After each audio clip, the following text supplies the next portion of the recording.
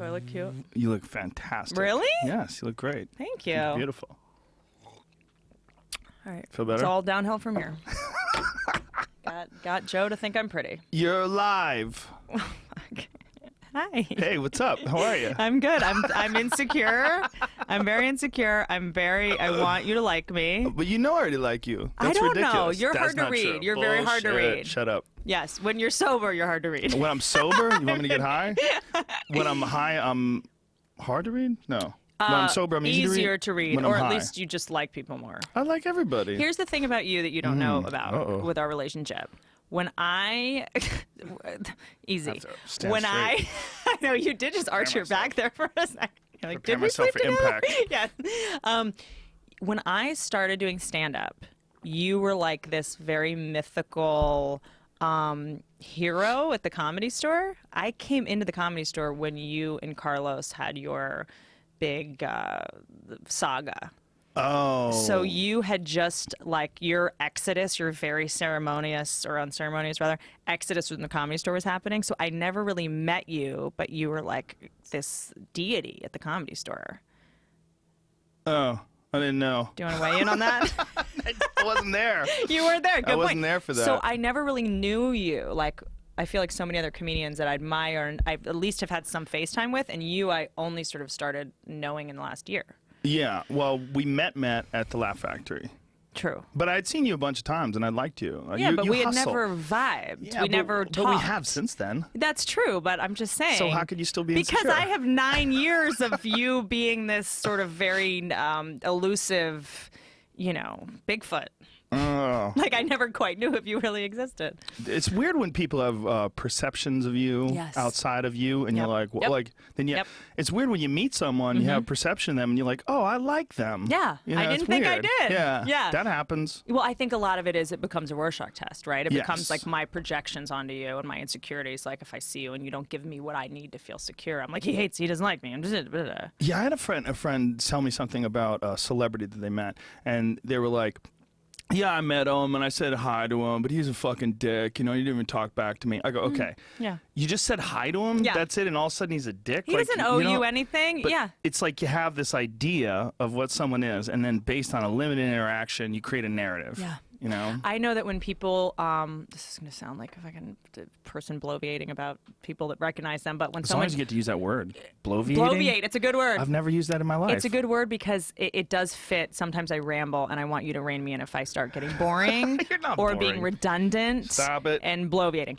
But when someone comes up to me, like at the airport, and is like, "Hi, Whitney," like I instantly, sometimes I have to say that I'm like, I just feel like I cannot give you what you need right now. Like what you need from me, I can't give you. Like I can take a picture with you, but I can't have a conversation with you about There's no way your you're life. going to walk away from this exchange feeling good about this. Right. She was this. I get very insecure that I can't deliver what someone needs from a person they know. I had a conversation with a guy where, and I'll never forget this because I didn't know this guy at all. And it was after a show, I say hi to people, the whole thing, take pictures. And then he goes, hey man, I'm dating this girl and she's about to have a baby. What do you think I should do? Like, what? I go, what am I supposed to tell you? Have you seen the movie The Staircase? No. What's that? What's or that The movie? Jinx. The Staircase. The Jinx the Staircase. You haven't seen The Staircase, the documentary? Is that when he throws her down the staircase? Well, no. Two women are found at the bottom of a staircase. It's actually two. It's what people think The Jinx is. It was a Sundance Channel documentary. It was like 12-part documentary series. It's phenomenal. You'll love it. Really? 12 Yes. part? Yes, 12-part. Two. I don't want to give away too much. Okay. If you guys have seen it, tweet Joe of what your thoughts are on it. And let's all convince him to dedicate 12 hours of his life. Because I am fascinated, speaking of Rorschach tests, I'm fascinated whether you think he's guilty or not. Because usually it is all, whether someone thinks it's guilty or not says more about them than it does about the case. Really? Because again, we project God damn, though, 12 parts? That's a lot of fucking commitment. That's what I said. I made the mistake of only downloading one at a time. I watched 6 in my first sitting. It's that addictive. Half hour, hour? Hour. I Whoa. promise you. 12 hours? I promise you. I will bet you. You have a lot more money than me, so maybe we shouldn't do this. I will bet you any amount of money that you'll watch it in 2 days. Damn. Yes. That's not going to happen. It made me want to quit writing because I was like, I will never be able to write something as compelling as this true life thing. Wow. It's phenomenal. the staircase. Why wouldn't you just be inspired to write? Why would you want to quit? The fundamental difference between me and you just reared its ugly head. I am a quitter and you're not. But you're not a quitter. That's not true. You're a hustler. I'm a hustler. Yes, people say that a lot, and I never know. I never know if it's an insult. It's not an insult at all. In my estimation, or the way I'm defining it, is you're always working. You're always doing things. Maybe the similarity between me and you. I grew up playing sports.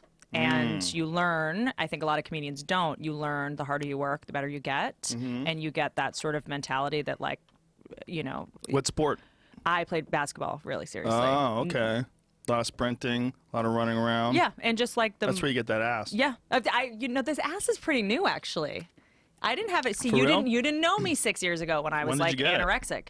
You were anorexic 6 years ago? I was pretty anorexic. Yeah. Oh shit. Yeah. I don't want to clinically throw that term around, but I was like 100 pounds. Whoa. When I was doing the show with Your Buddy Chris on NBC. I was like a 0.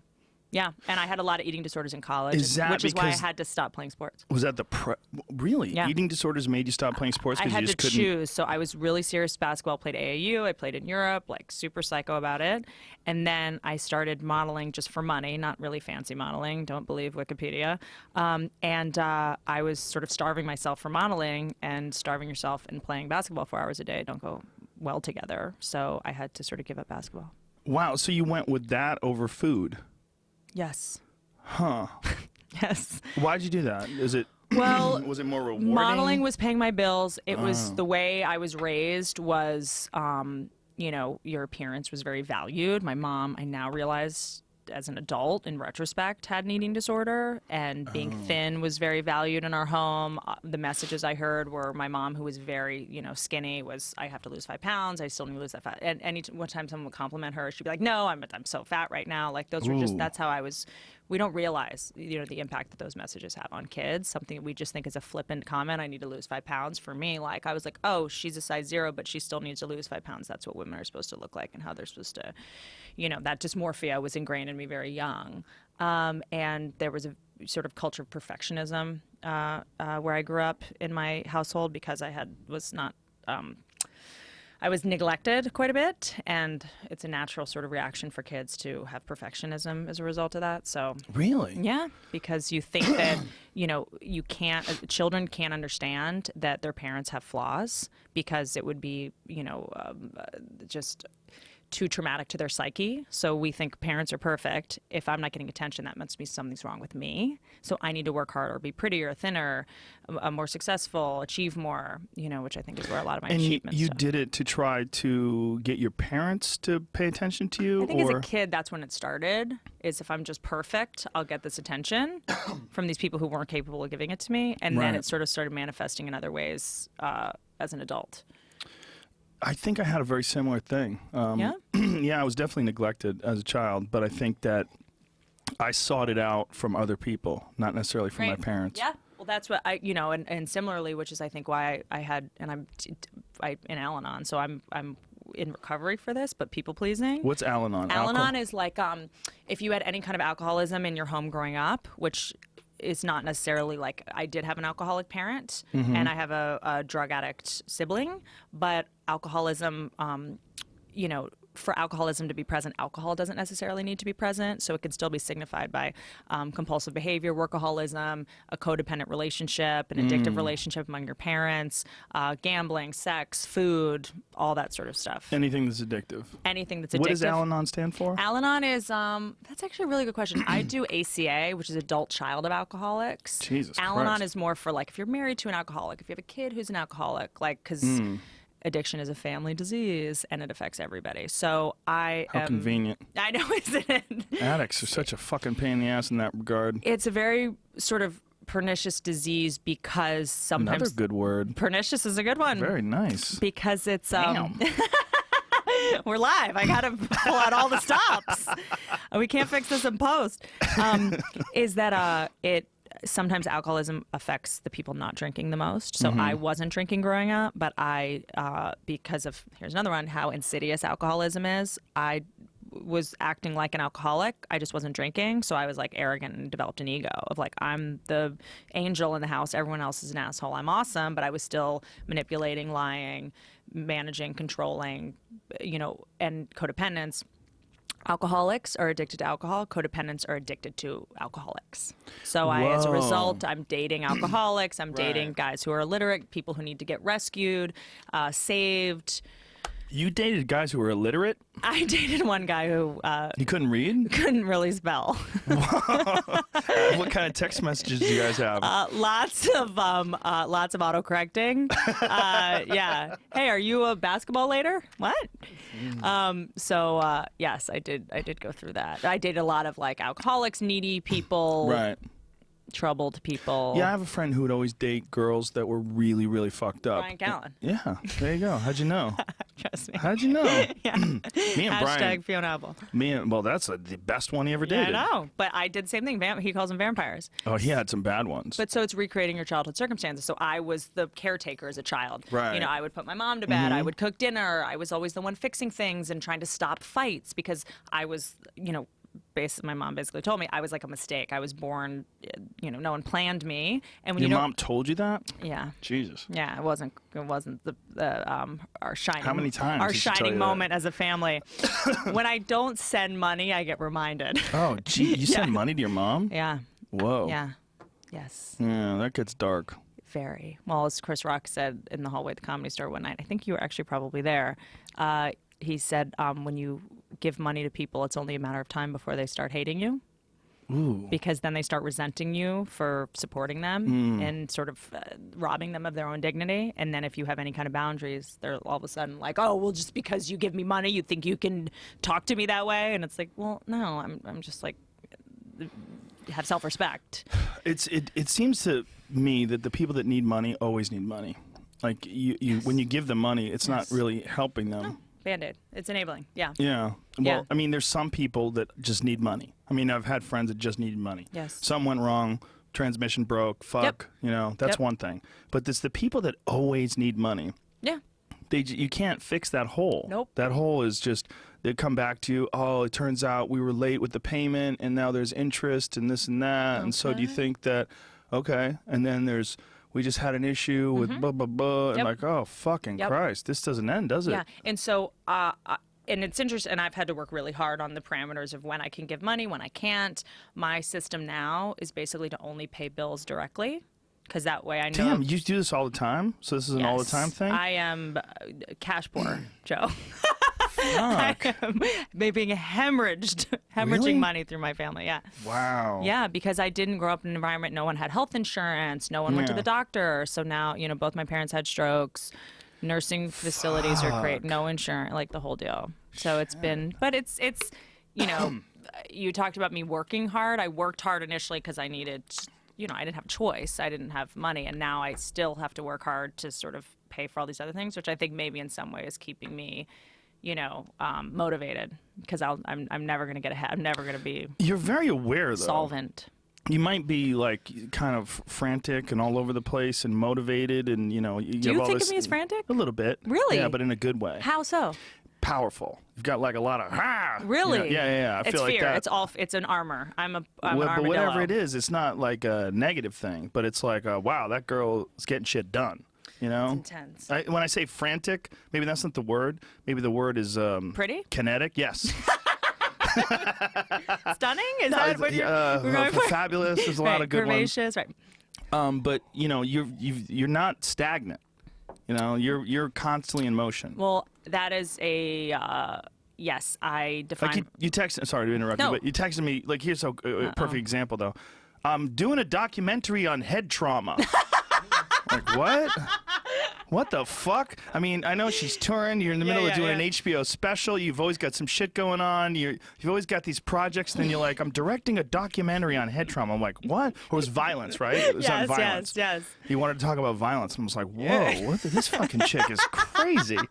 Like, yes, I am I mean, it is a literal disease. I do have workaholism, which means you define yourself through productivity. Yeah. And that's how my self-esteem is derived essentially through what I'm able to make. So, but you're so aware of all this. Well, yeah, I'm in pretty hardcore recovery for it. So, I am in Al-Anon. I do EMDR. I'm in trauma therapy. So Are you addicted to therapy? Is that possible? You know what? I wish that I could actually find a healthy addiction. I found a lucrative addiction. Work was somewhat of a lucrative addiction, but I'm definitely addicted to waking up and being conscious and self-aware. That's something that appeals to me. And I wasn't in my 20s, but again, like we were just talking about someone earlier, being a mess isn't cute in your 30s and 40s.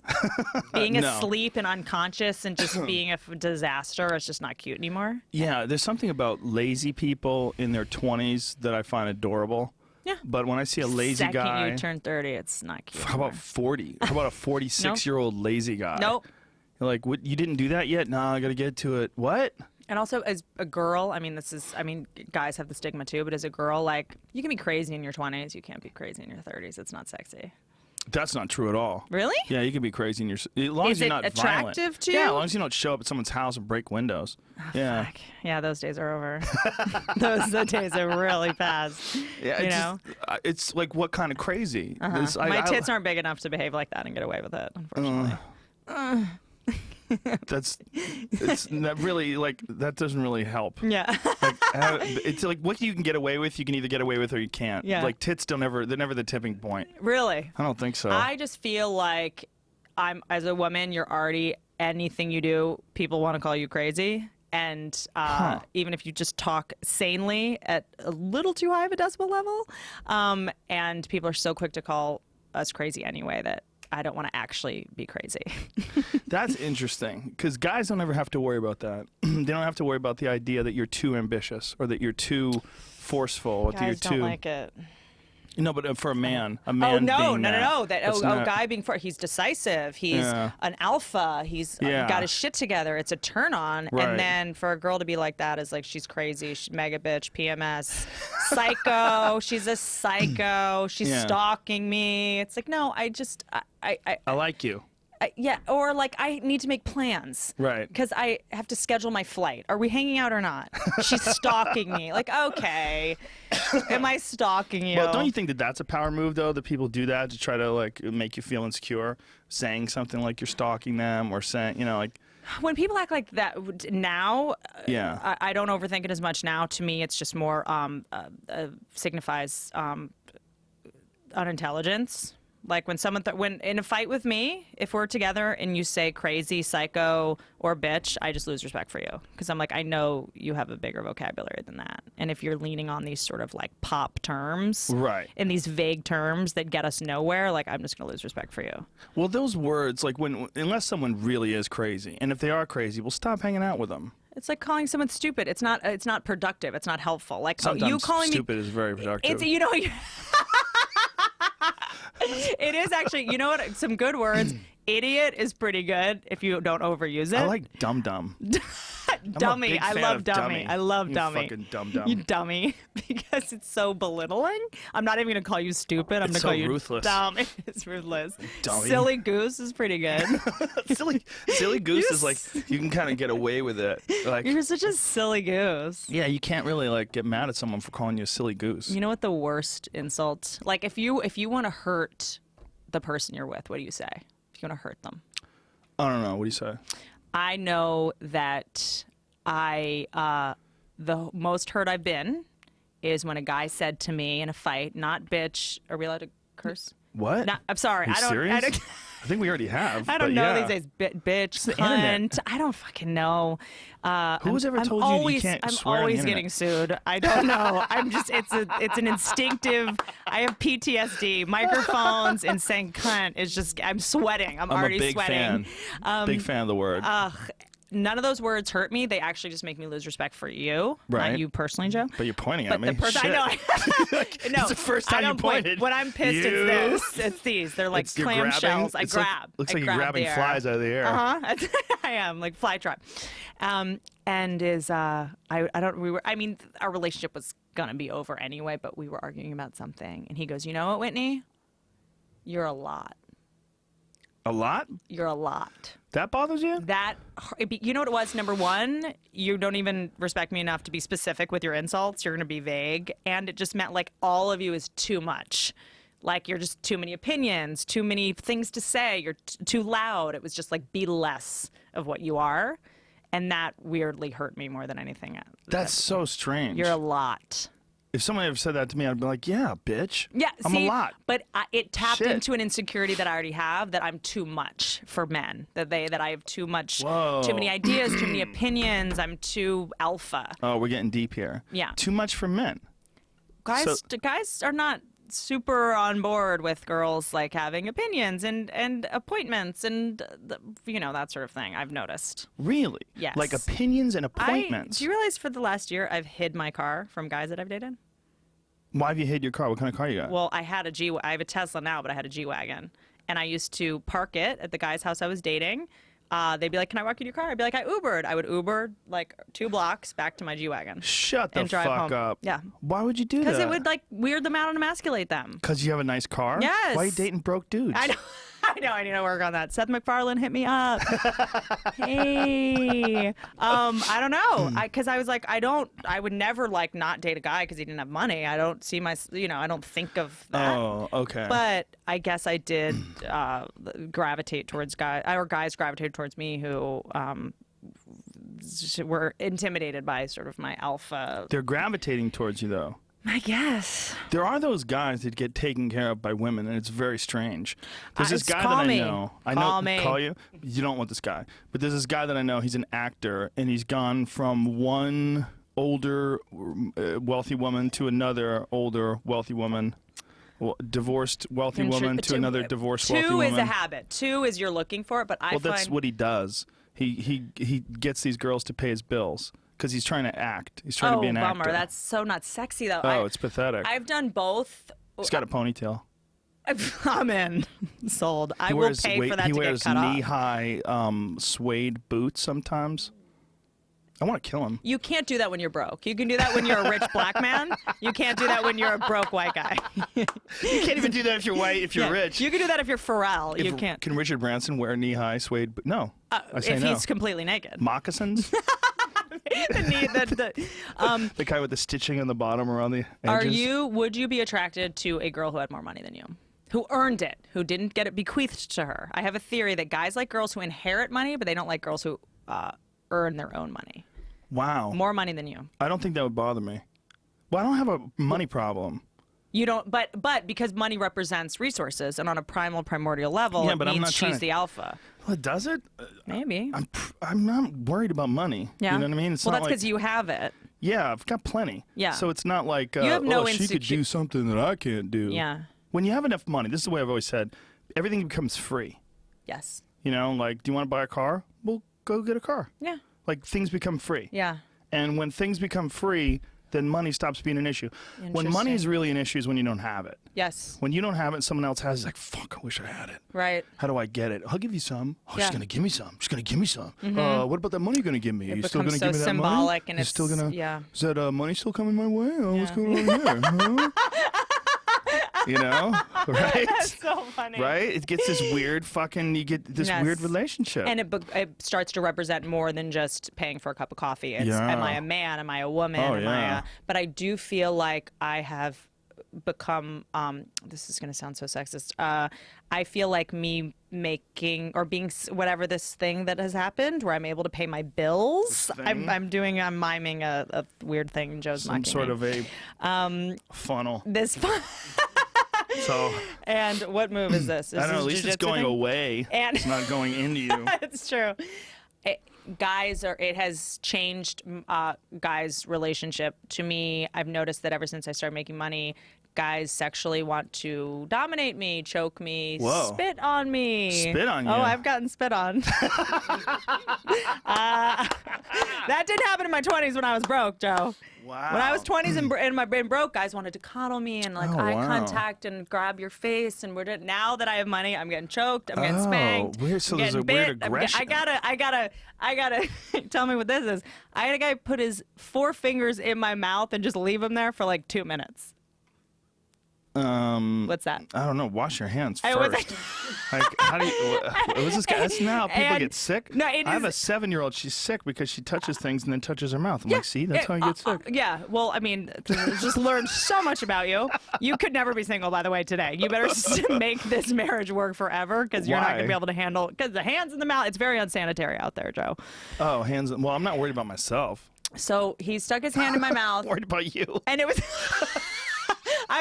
I've spent every night at the Comedy Store for 10 years. My immune system is on point. I know. I shake about 1,000 hands a night after a Can I tell theater you? show. And I think that sharing a microphone with 300 road comics every night does a number on your immune system. I never get sick. I never get sick. Yeah.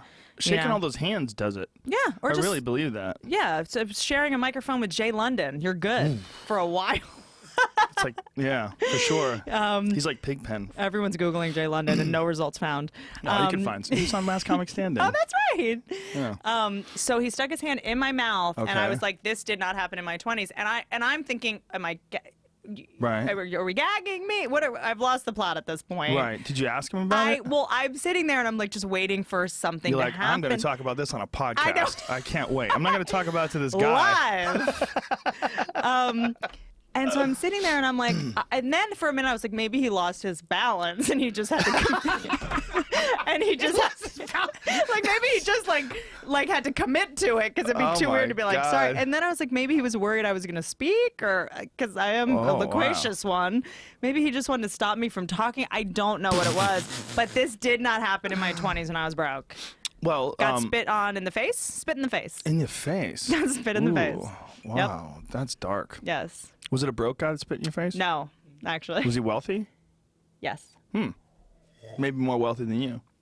Maybe. Here's the thing. Here's the thing about my this nebulous wealth that I have. Everyone thinks I have way more than I have, and it's been in the press that I have all this money. So I think guys that do have more money than me think I have more money than them, which I sort of yes. I see. So maybe it was he thought I had more than I had. So he wanted to spit on you?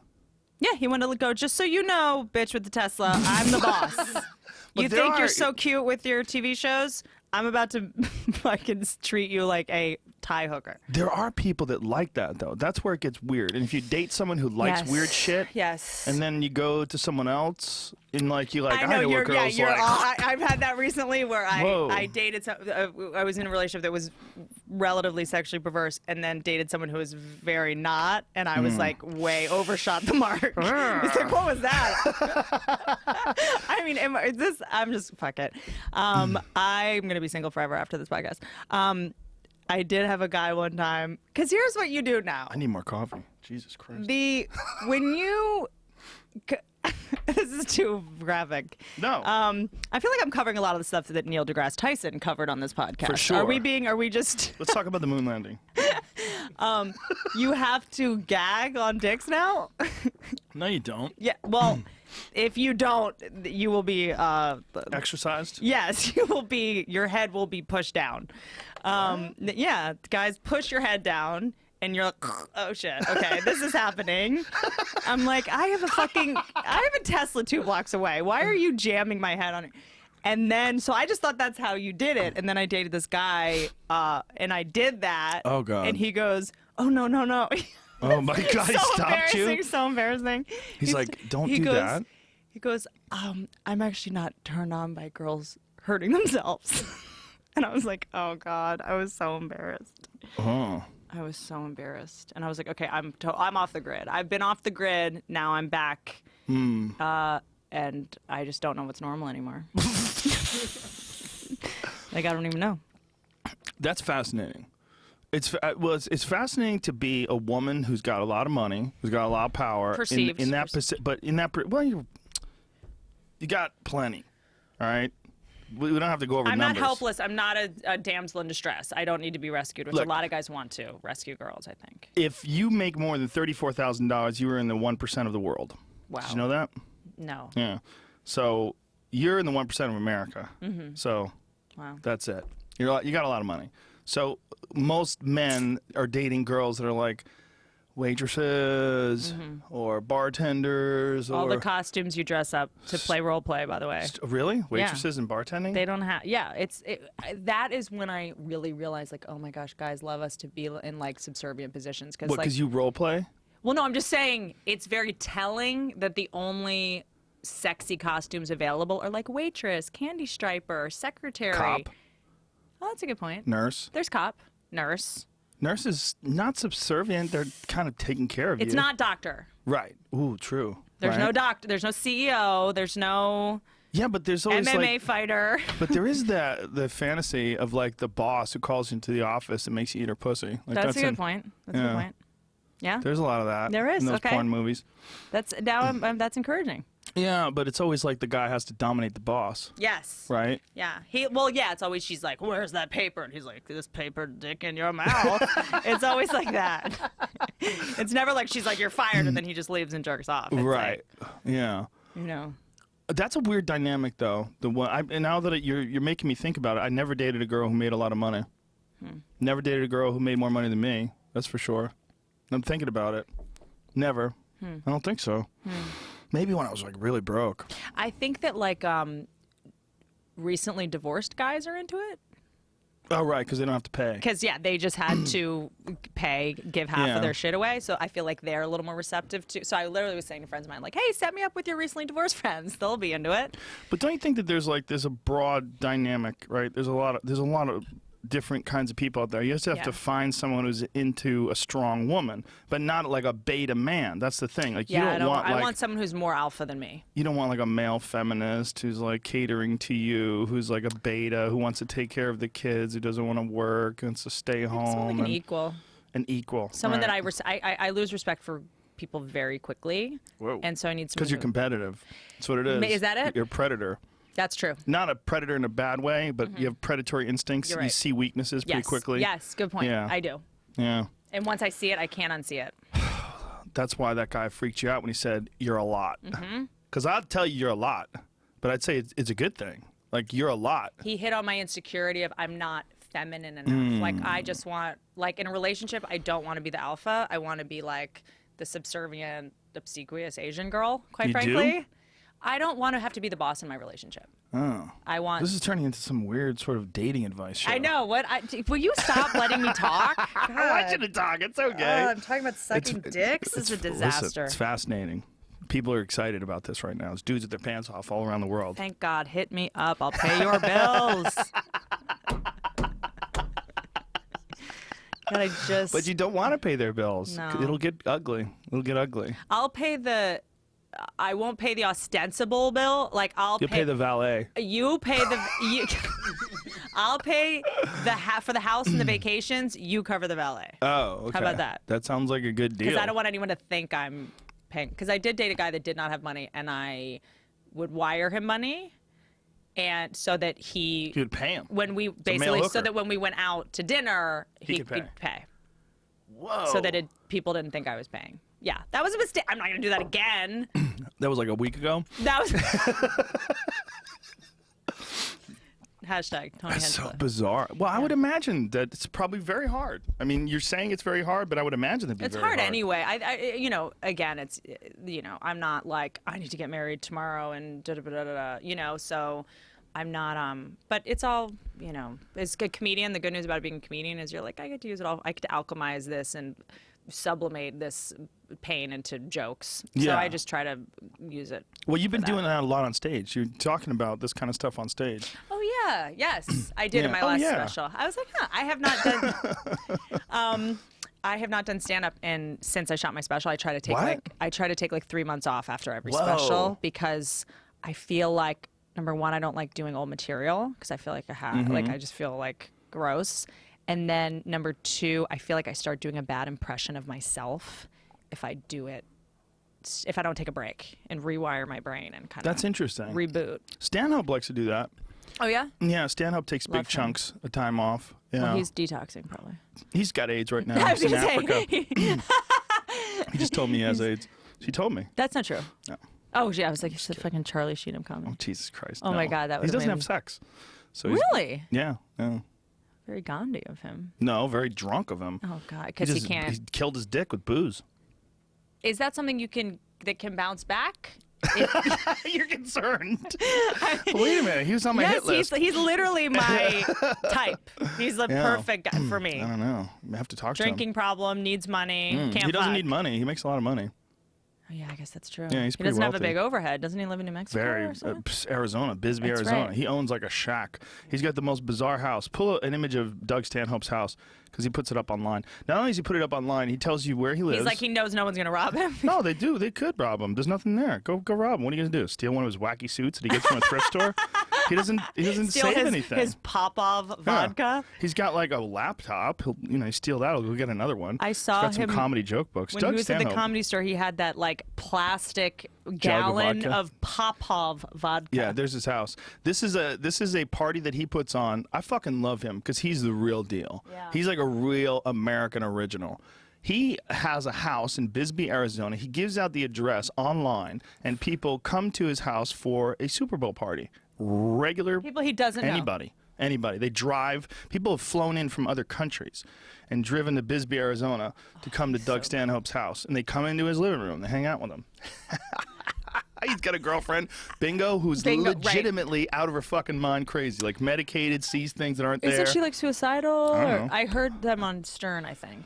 Could be. You know. I don't know if she's suicidal. She's hilarious. I wish I had a She's very relationship nice. like that. Do you? He still has a relationship and I don't.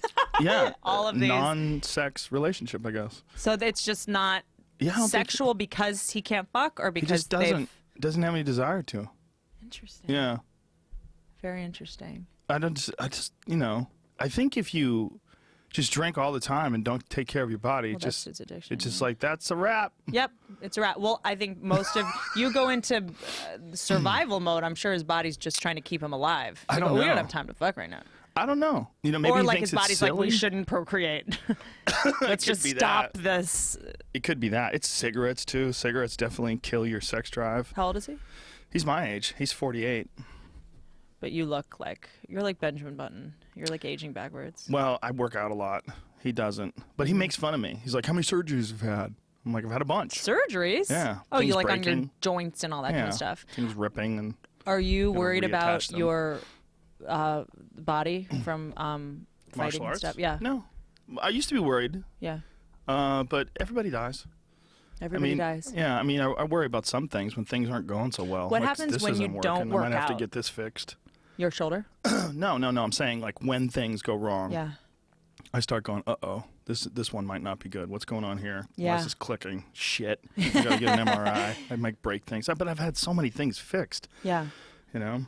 Right. Do you think that surgeries now improve? Because I heard that the RG3 surgeries on his knee, not that he RG3? played. It wasn't that the quarterback for the Redskins? Who's that? RG3? Joe doesn't know football. But I Oh, literally don't even know the rules. God, I love that. I don't know Sexy. I don't know. Really? Yeah, the only thing Crazy. sexier than a guy knowing everything is a guy knowing nothing. I just learned. I don't know anything. Like I had a friend of mine invite me over to a Super Bowl party, and I thank God I had a fucking excuse. But he's like, interesting. come on, go over and fucking watch the football. It wasn't a Super Bowl party. I guess Super Bowl wasn't happened till February, right? It was a football party, a Monday night football party. I'm Well, like, the only reason I know is because the guy that owns it was explaining to me that the knee surgeries made his knees better than they were before the injury. my knees are definitely better than they were before my The surgery. surgeries can now improve your. Yeah. Well, I've had ACL reconstruction on both my knees. And the way they do it now, well, I have one they did the older way, which is a patella tendon graft, where they take a big slice out of your patella tendon and then they open you up like a fish, and then they drill it into the knee, the tibia and the fibula. And that one's definitely stronger than a regular ACL. And then my other one, I had replaced with a cadaver ACL, which is even stronger because it's they use a Achilles tendon, which is much larger. Oh wow! And it's that one is much less invasive too. Like the recovery time is incredibly quick. Like I went to a party 5 days afterwards, no cane, no nothing. Yeah, it was crazy. Just walk around. Just pimp limp. Just walked around. I didn't even have a limp. Wow. I mean, I didn't have full flexation. Like, I couldn't bend it all the way, but, like, you know, I get enough where I looked normal. Like, I broke my shoulder, and I should have gotten surgery. Surgery would have, like, dramatic, like, the way he would have done it would have made it better. I just didn't want to get surgery. Well, how long ago was this? 2 years. I just had 4 months ago. I had stem cell shots in my shoulder. Yeah, I was going to. Where'd you go? Vegas. Elytras? Oh. I was going to get shoulder surgery because I had a labrum tear and a rotator cuff tear, and there's some. I apparently have dislocated my shoulder before in jiu-jitsu. And just didn't know it. I didn't know, but that's jiu-jitsu is fucking so brutal. Yeah. When you're engaging in a sport for 20 years. And the whole purpose of the sport is trying to break bodies. Things go wrong, you know? And I guess my shoulder got dislocated and popped back in place, and I didn't know. So there's some broken shit in there. Yeah. And then I heard it again from practicing archery and from lifting too much weights. I just literally pulled some of the tendon off the bone. Literally pulled it off myself. Like, I didn't do it. Nope. It wasn't like someone yanked on it or I fell. I just kept pulling. My shoulder gets sore. I'm like, shut up, pussy. Yeah. See that you've got. See, I have that inner monologue of if it hurts, you're doing something right. That's how I grew up. You know, if you're in pain, like things should hurt, and so I never. That's an athletic thing, though. Yeah, I never say uncle. But you can get, if your shoulder's still fucked up, you get these stem cell shots now. It's incredible. I'm sorry, I got the plasma where they spin out the white blood cells. Is it that one? No, that's platelet-rich plasma. Yeah, PTP. Yeah, PRP. PRP. Yeah, and that's really good. That helps healing, reduces inflammation, and there's a more advanced version of that, which is called Regenikine, which I had a series of those done on my shoulder, which helped a lot, but it was more of a temporary fix. It would help. It would reduce the inflammation. It would help the pain, but then slowly but surely, because I kept working out, the pain would, sort of reemerge. But the stem cell shots were a fucking complete game changer. Wow. And people always ask, how much does it cost? It cost $2,500, which is a lot of money, I know. But the fucking result, one shot. I mean, my shoulder's fantastic now. It's your body. I worked out today, no problems, no pain. Yeah. I mean, I did chin-ups, I did rows, I did all these different things. It doesn't bother me at all. That's like amazing. no pain. I was like that close to surgery. I was like, I just can't keep doing this. Like, it used to make all these clicks. It makes way less clicks now. I used to have to wear that shirt that the shirt that has Velcro on the back that pulls your shoulders down. It's like I'd have to wear it like 30 minutes to the one that who's that basketball player that wears it? Jamie would know. Yeah, the tall black guy. Does that narrow it down? It's whatever. It's a shirt that it's probably a compression shirt, but has Velcro on the top and the bottom, and they adjust it so that it changes the way that you walk and stuff. Right, I get it. Yeah. There's just amazing new innovations in science and medicine, like what they're able to do. Yeah. There's this guy, I think his name's Peter Welling, the guy who invented Regenikine, who's in Germany, Dusseldorf, Germany. Yeah. And he all has the fucking Germans, always. Well, they don't have the same restrictions that we had for the longest time. It. Yeah, well, the entire Bush administration fucked science and medicine in this country, where they couldn't do stem cell research, and then they finally figured out how to do autologous stem cell. Autologous? How do you say it? Google that. Autologous through your fat. They take stem cell through your own fat or through your bone marrow. Right. They drill a hole in your hip. They suck marrow out, make stem cells out of that. Yeah. But they don't even have to do that anymore. Now they use placenta from a woman who has a cesarean section. Yep. They take that placenta, make stem cells out of that, and that's what I got. I put that on my face. Oh, you do? Yeah. You put it on your face. Placenta and colostrum. Whoa, colostrum. Yeah. And spit. Apparently. A lot of weird fluids on my face. Yeah. Well, this doctor they are literally months away from releasing this new procedure that they have that reinvigorates collagen in your skin. Like changes your body's production of collagen. Wow. They have some sort of an injection, and through that injection, your body reproduces collagen like it did when you were 20. Wow. Yeah, people's faces are just going to go, like Jesus. Wrinkles are just going to go away. They're like, this is a fucking complete, total game changer. Wow. When is that coming out? Well, they're setting up the infrastructure right now just to deal with the amount of patients, the overwhelming amount of patients they're going to get as soon as this happens. It's going to be like $1 trillion business once it launches. Let me ask you a question. Would you, as a man, do it? Fuck yeah. Why not? Yeah, why not? Good. Why not? I'm glad to know. I mean, I don't think I'd good. get my fucking face No, back. I wouldn't get my nose fixed. I don't think I would you have a get good my lips nose. done. Why would you get your nose fixed? I had my nose fixed. Really? But the inside of it. Oh, got it. Like the cartilage and all this shit. But it actually made my nose wider in some way because they your nose shove looks- these I think it's wedges in there. proportional to your face. You don't want a Thank you smaller very much. nose. Thank you. No, I don't want a smaller Have you nose. broken it a ton of times? Oh, yeah. Tons. I don't even know how many times. Really? Oh, yeah. So do you even go to get it fixed, or you're just like, it's broken? And... Once I did, but I didn't get it fixed till I was 39 or something like that. 38, 39. Wow. Maybe when I got it done, but it was amazing. Wow. Oh, God, it was the greatest thing. I broke it for the first time when I was 5. I fell down a flight of stairs when I was 5, smashed my nose. You were neglected. Well, I was a latchkey kid, open the door, get outside, Yes. And I fell down a flight of stairs, smashed my nose, and it's been crooked ever since, but the inside of it was all fucked up. And then from a lifetime of martial arts, kickboxing, it's just been hit so many times. It was always bleeding. There was always something in there. So when your nose bleeds, you've seen cauliflower ear. Cauliflower ear is from the break in the ear. Yes. When the tissue breaks away, it fills up with blood, and then that blood calcifies. That also happens in your nose. So the inside of my nose was filled with hard calcified blood that it had just been smashed so many times that I couldn't breathe. Like I had no breathing out of my nose. Like this one was like my left nostril was like Jesus.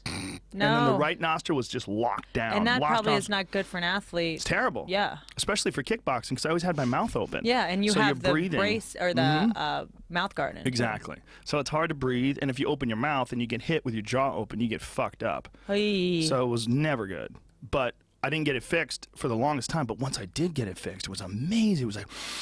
I know. Is this you're like is this how everybody just lives all the time? They shove these big fucking things up my nose, these big like foam tubes, and stretched it out, and he cut it. There's things called turbinates in there. They trim the turbinates, so they literally change the shape of the inside of my nose and shove these things up, and my nose is like a little wider since I had it done. I get really bad migraines, and when we were trying to figure out what it was, like playing like whack-a-mole with how to eliminate certain variables, they did cortisone in my sinuses, and that made me breathe so much better. Cortisone in my sinuses. So you had some sort of inflammation. A lot of us have like sinus inflammation that we just don't know about. And I was like much less nasal, and I sounded less like Fran Drescher, which. Some people like that though. They like that sound for like 5 minutes. Yeah. Love that. No surgery, whatever. No surgery. Yeah. So, but if your shoulder still fucks with you, you should really think about going. It does. Well, women we hold a lot of our emotion here and in our shoulders and necks and purses. So my surgeon was like, you cannot carry a 30-pound purse with all your shit in it. You know what you need? What? A fanny pack. Fanny pack. I have them. I'll get you really? one. Can I get a Fuck it. Do we have any left? Joe Rogan fanny some pack, new ones? please? We need a new shipment. Contact them. Get a shipment. Get me on that. quickly. Yeah, because women, we carry.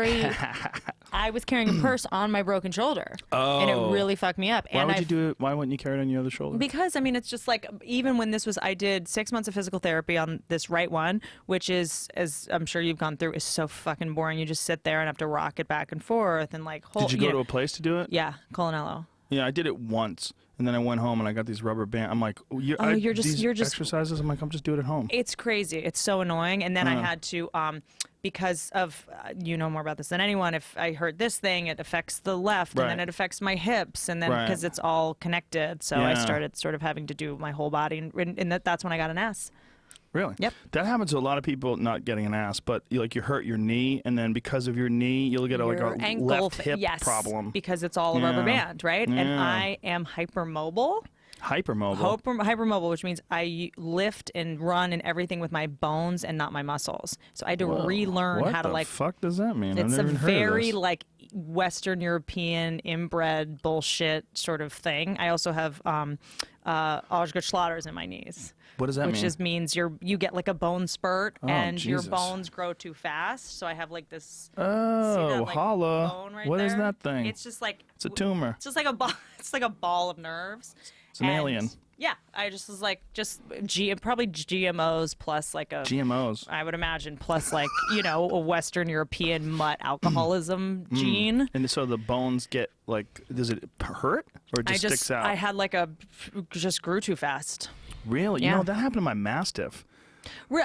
Huge with dogs, especially purebred dogs. Yeah, my Mastiff, they were like he was getting some like limping issues, and it was when he was a puppy. Aww. And they were saying that he has too much protein in his food. You have to buy him large dog food. And I'm like, what? Like large breed? Because I was feeding him like raw eggs. Yeah.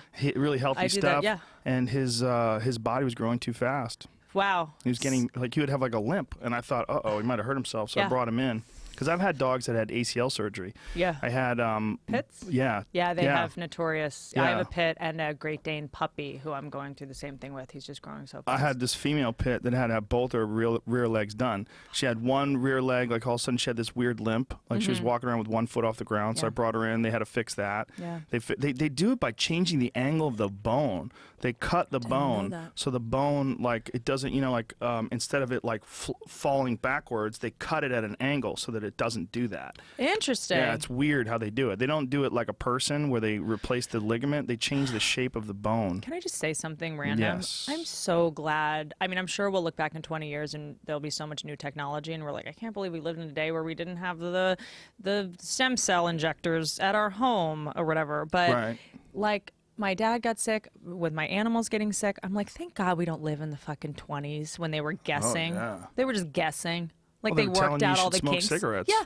Yeah. Yes. Yes. Did you ever see that movie with Thank You for Smoking? Leonardo DiCaprio where he played the Aviator? Did you ever see The Aviator? Yeah, of course. Howard Hughes. Yeah. His parents, Howard Hughes' parents, were telling him, like, listen to the doctor, you need to smoke cigarettes because it would make you more vigorous.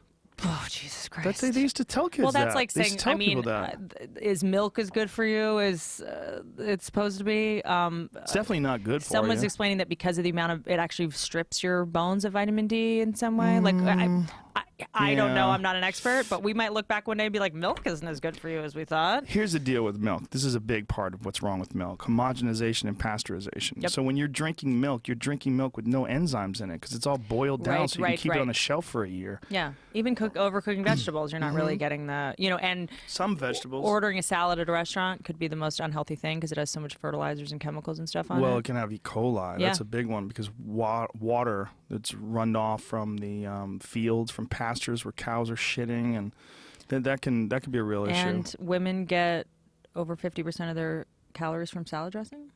What? I've read that somewhere. 50% of your calories. What are you drinking, from ranch? Salad. Jesus Christ. Doug. What like the that women fuck? always eat salads and they think they're eating so healthy and they're just eating like salad dressing. Croutons. Yes, and just like the garbage. Trans fats. And that sometimes Yeah. the worst thing you can get at the grocery store is just an apple because of all the shit in it and chemicals on it and the dyes and the You know what I whatever. like on salad? I like olive oil, and vinegar. But good luck trying to find that shit at a restaurant. Really? Yeah, it's hard. Just get oil and vinegar, no? Most restaurants, they want to give you balsamic. Garbage. Or It's true. this It's or true. that, Garbage. or creamy Garbage. This Be or, that guy that shows up with the dressing in a flask. That guy's not good. That guy is not. My vagina will dry up. And can you imagine? What if a guy shows up with his own wine? What if a guy shows Drink up at it a in the restaurant? car alone like a man. Okay, drink it out of a flask like an adult. Well, how would you feel if you went to a date with a guy and you went to a fancy restaurant and he he had a bag with him, like a velvet bag. And he pulled out a satchel. He pulled out his own a wine. rosé? Yes. No, a nice, it have to be a red. A Sutter Home. Yeah, Jacob's Creek. If you're gonna bring your own wine and it's like a white wine, you should really go die. I have a good one. I went out with a guy who's an actor, and I like how you said that. 'Cause that's how you should always say just like it. mocking. Oh, you want to be an actor? Actor, dude, yeah. What a great idea. There's none of those. And You'll flood the market. He was more of an actress, actually, and he had long hair, and he like sort of conned me into going out to dinner with him. And Is it the guy that was dating my friends, the older ladies? The same guy with the knee-high moccasins? Might have been the same dude. I don't know He had who long that guy hair. is, but possibly. Might have been the same This guy. guy actually works quite a bit. And we went out and comfortably a foot and a half shorter than me, or less feels like it. And he was wearing his hair down. When the food came, he put his hair up. Oh, Christ. And then when they took the plate away, he took it back down. He's got to die. I mean, put him in a sack, I literally throw him in the was ocean. like, I can't, I don't. What do I do? Just, is that why we should own guns as Americans? I was like, I now feel like we all need a handgun. I need a handgun. And he did when he was talking about like a trip to like Italy or something. And when he he'd be like, and then the police said to me, which means take a left there. Right. And then so he would talk in Italian and then translate it for me. Oh God. It was such a bummer. Ew, so he's trying to let you know that he's bilingual. Yeah. I don't like it when guys hurt themselves. You don't need to gag for me. It's not a turn on. Oops. My mouth is numb. It's fine. I've had a lot of really, because I am just sort of singly, and like I also went on a date with a guy who, at the end of the date, put his hand up and said, high-fived you? All right, dude. Wow. Yeah. That's a rough one. It was rough. All I right, thought I had dude, been shot. I felt like I had been shot. All right, dude. Wow. It was actually like a, what's this? What's this thing? When it's like a you lean back. all the way back? Yeah. So he's like going for a All very right, dude. hard high five. I know. He's going to give you a lot of Are you impact. gonna hit me? Like, I wasn't sure what He's going to throw a ball and you're going to go fetch it. And then that's what I get. Totally. I was like, that's when I realized, like, oh, I am now gender neutral. No, that's not true. Guys don't see me as a girl. I think what you've nailed it already is that there's a lot of guys that are intimidated by the fact that you're successful and ambitious, and I think that's a legit concern. I was listening to this TED Talk, TED Radio Hour rather. Yeah, I listened to that. Have you listened to one? I think that's where I heard about the salad dressing. There was one of the recent ones. I forget what the name of the title was, but. A disruptive leadership, maybe? Yeah. So the woman was talking about the word bossy and about how women are told to not be bossy. Like if a man does it, he's assertive, but if a woman does it, he's bossy. It was the first time that I ever heard that I thought, ooh, maybe there's something to that. But no one's ever gonna say Joe Rogan's bossy. Well, no one wants to be called bossy. No, you're gonna say like he's like assertive. But and if strong they did say I was bossy, I'd be like, okay, well maybe I'm doing something wrong. Yeah. Like like a lot of times people get carried away or get caught up in the momentum of their own behavior and don't even realize how they're acting. Yeah. Someone has to tell you, hey, you're being bossy, and you go, oh. But they don't say that about guys. Yeah. Like they could say the guy's he's a dick or he's overbearing or whatever, but a woman becomes bossy. But then she was going on about we should encourage men to not work and take the role of child rearing and let the women work. And I was like, okay, this bitch is crazy. It's too general. It's like this whole men and women. It's like you can't. It was personal, I think. I think it was her own trip that she was like trying to like make it more normal for men to do that, to be the one who takes care of the children, and we should encourage this. And I don't think you should encourage it one way or the other. I think there's going to be a bunch of people that like that. I know a guy who's a mom. His wife works all the time. She's like a high-powered executive, but she's fucking miserable. She works all the time, and the husband's always like, let's go on vacation. And like she makes a ton of money, and he doesn't make jack shit. Yeah. He's a very bright guy, too. He's a professor.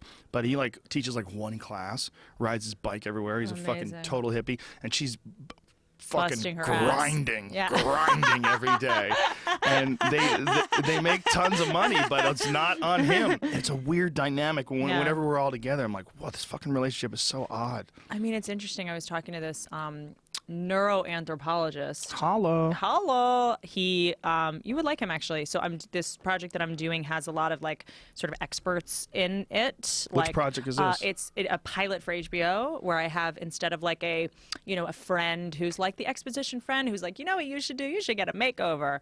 I instead have, people, TED Talk people and, Malcolm Gladwell and Michael Moore and anthropologists and neurologists come in and sort of explain what's happening, because I think a lot of us sort of are pretending or are misinformed, thinking that we have choices in all of the decisions we make, when so much of it is our primal reptilian brain just running the show and human nature taking over. And we like feminism. Like, of course, I'm pro-feminism, but human nature and evolution of neurology doesn't catch up as fast as social progress does, So a lot of this is against some level of human nature.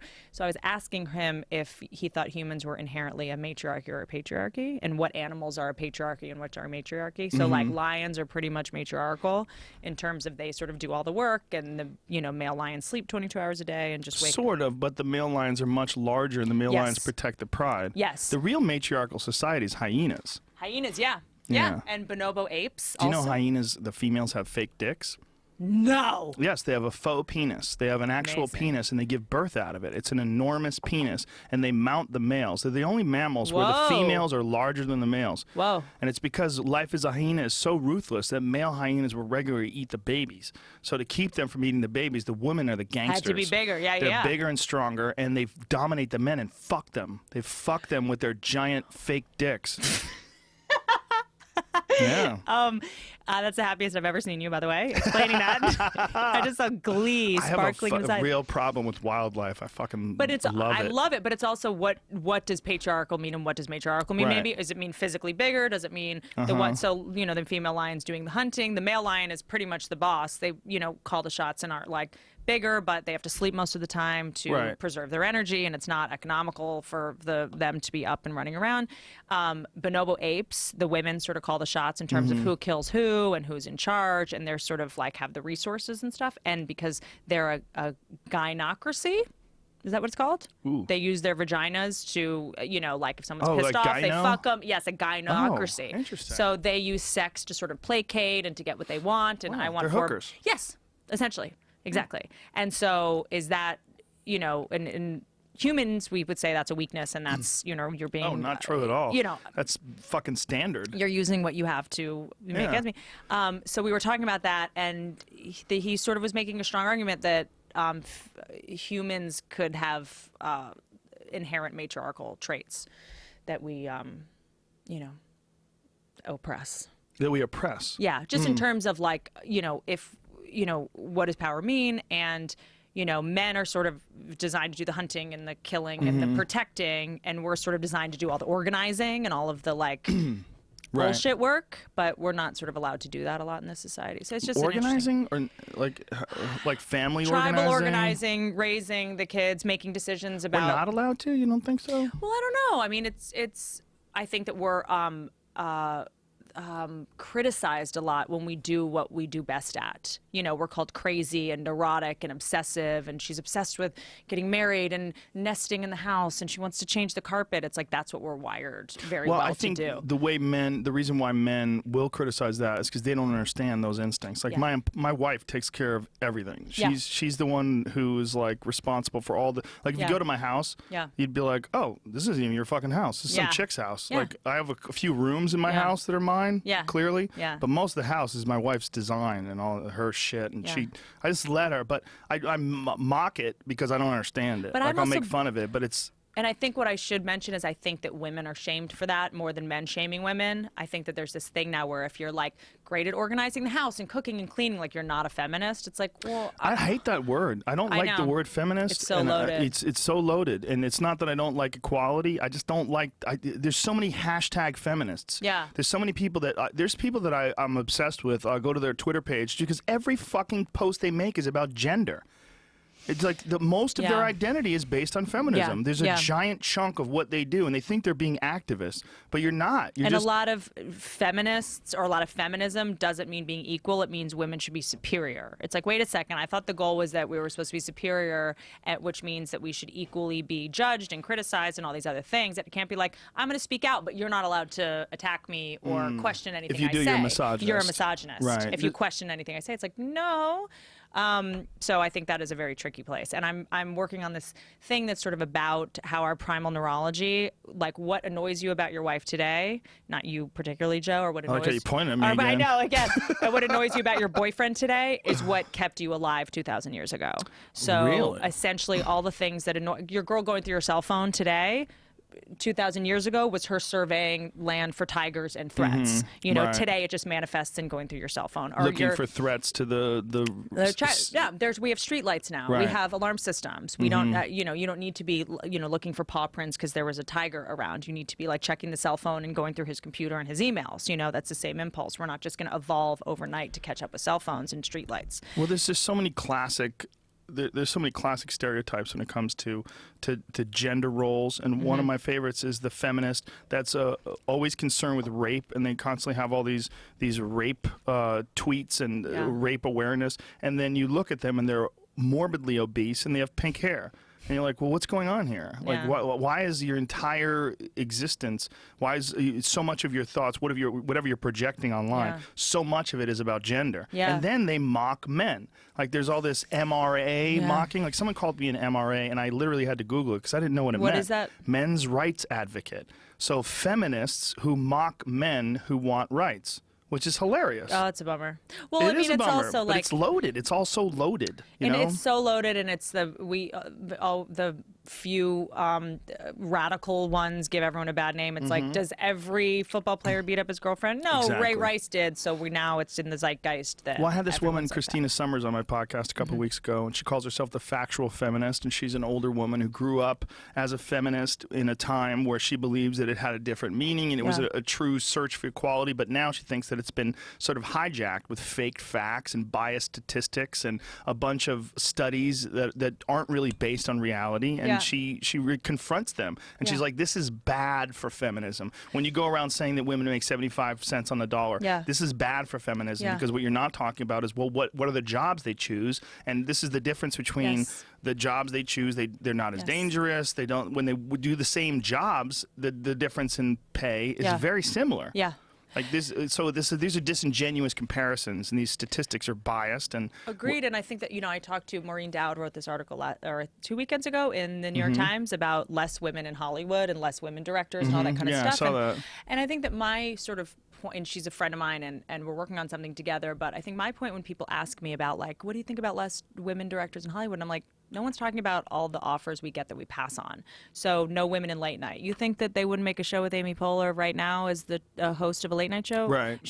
They don't cover the women that pass. Amy Schumer was offered The Daily Show and she passed. Right. No one talks about that. Right. So it's like, I've been offered direct movies and I'm directing a movie next year, but I've said no because it's just not something that I really want to do. Why are there less female comedians? It's like, I mean, now I feel like there's not as much, but it's like, because the lifestyle is fucking stressful. It's the same reason we might not have our own football league, because we don't want to play a sport where we have to put a helmet on. It's just like, so. I think it's a harder gig for a woman. Stand up? Yeah, I think. Name one female comedian who's married with kids. I can't. There was Bonnie McFarlane. Oh, yeah, there you go. That's right, but she's married to a comedian, That's and true. she gets to open for him on the road. Right, and they pass the baby back and forth like a football. It's like, totally. Well, and comedians suck at football, so that kid probably hits the ground quite a bit. Well, she's a child now. She's not a they baby get to anymore. do it together. Yes, and they have a great relationship. Yes. They're funny together. Yes. And she's very talented as well. But it's it's a good point. It's a very good point. And I have I even struggle to find female comedians who have like good relationships or any kind of stable relationships. So it's not. I think it's the same thing that you were talking about. It's hard to find a guy who can deal with a woman that's got a strong personality. You want a lot of guys. They just want a woman to be cute. What? No way. What? No fucking way. I don't let them come see me. You don't let them. Nope. Nope. Fuck no. Nope. It's like my dirty little secret. It's like I'm cheating. I literally will be like cheating on the guy I'm with stand-up. I'm like, I'm gonna run to Starbucks, and then I'll like go do a set at the Comedy Store and come home. Wow. Yeah. I will not bizarre. I will not let the guy I'm dating see it. Yeah. We should probably talk about all this off stage. I think there's workarounds. I don't know. You need to establish parameters. Maybe it's just the wrong guys. Yeah, it's 100%. But I think that. Yeah, you're dating bimbos. It's true. You know what? So who else said that to me? It might have been Callan, actually. Yeah. I do date I am himbo. Kind of. Yes. You're dating himbos. I'm like a chauvinist. I was dating like professional athletes and like male models. Well, that's why, I said, I used the word frantic, but energetic. There's you've got too much and a lot of men, they just they're not going to match that.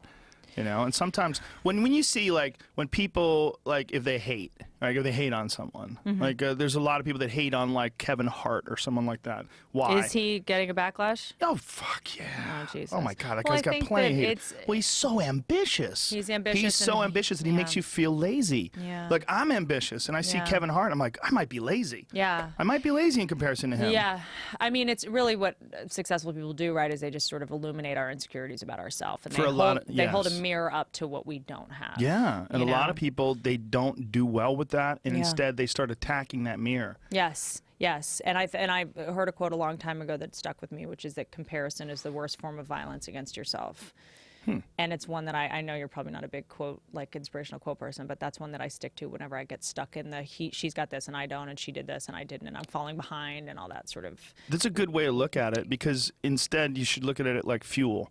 That uncomfortable feeling that you get when you see someone kicking ass, you're supposed to go kick some ass. Use it. Go home and write. Use you know? it. Exactly. Go work out. Go to the gym. Do something. Yeah, because they have the same 24 hours, we do, presumably. And that's how you get better. Yeah. Like, you don't get better because you're the shit. Yeah. Like, and you're better than everybody. Like, why would I even try?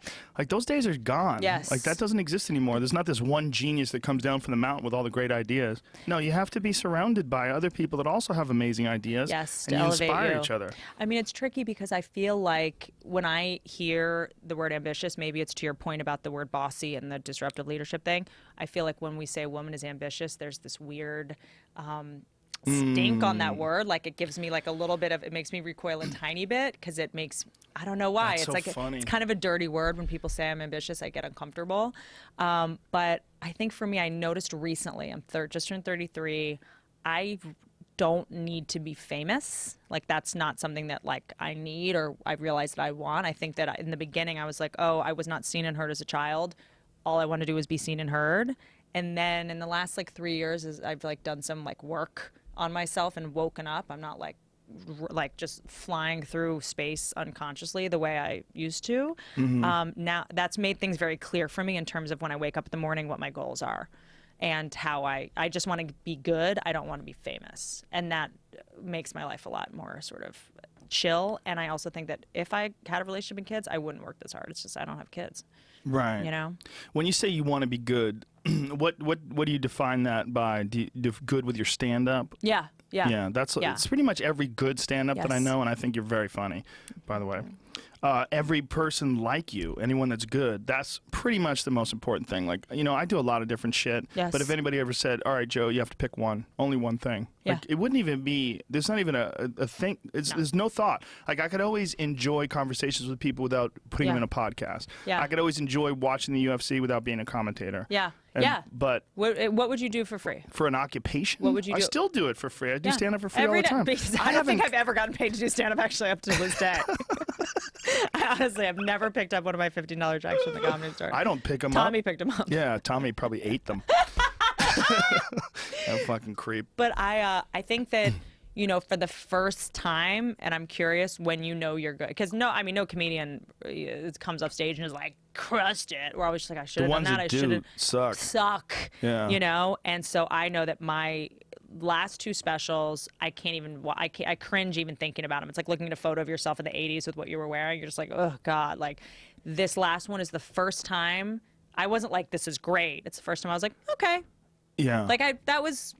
Well, it's so hard because you're so close to it. You're there with it all the time. So none of those jokes are surprising to you. Nope. None of those jokes sneak up on you. Nope. And that's what comedy's all about. Yep. Comedy's all about, like, you have an idea, you start with a premise, and then you say something in that premise. Like, when you, say if you start talking about a clock, and you start doing a bit about a clock. Yeah. You're doing a bit about the clock. I'm like, okay, we're talking about clocks. And then you surprise me with some shit. I'm like, ah! Yeah. That's half of what comedy is, and that's not available to you. Yep, no, because it's a magic trick, and we know the trick. You know the trick. So it's so hard to like. And also, you're so close to it because you're chipping away at it. And the only way to be good is to be, like, constantly introspective and constantly objective and constantly analytical. And it's fucking brutal. It beats you down. I just know that this last one I taped on tape night, I still kind of giggled at some of the I still cared. I still gave a shit about what I was talking about. I wasn't phoning it in. I wasn't rote just saying something I had said 600 times. I was like, I still felt this sense of like, I'm saying something I care about, which to me is all I can ask for. That's the key, right? Yeah. To be in the moment while you're talking about the subject. Because you write it, you film it a year later. If a year later it's still relevant to you or matters, it's like, okay, then I've succeeded. This is my thought about stand-up, and tell me if you agree. I think that when you're on, like, everything's going great, the audience is laughing really loud, you know, it's like everyone's tuned in. I feel like it's a form of hypnosis. Yes. You feel the same way? It's interesting, and I'm actually not bringing this up because of your occupation, but I think it is stand-up is very much a sport for me. I agree that it's hypnosis. Yes, it's like, to me, the only things I compare it to are like sex and boxing, because you can't be a second ahead, you can't be a second behind. The audience is 50% of it. I can't just do 90%. It's like what I do next depends on what you just did, and it does become a very like hypnotic, symphonic. Well, that's why hecklers don't realize what a fucking disaster they are, like how they're fucking things up, because you're fucking up the rhythm of the interaction. Like all of a sudden you have reared your ugly head, and now everything has to focus on you, and the whole trance has been transformed. Yes, totally. And you've truncated this like vibe. I am not encouraging this, because if I talk about this, maybe I'll increase the amount of hecklers I get.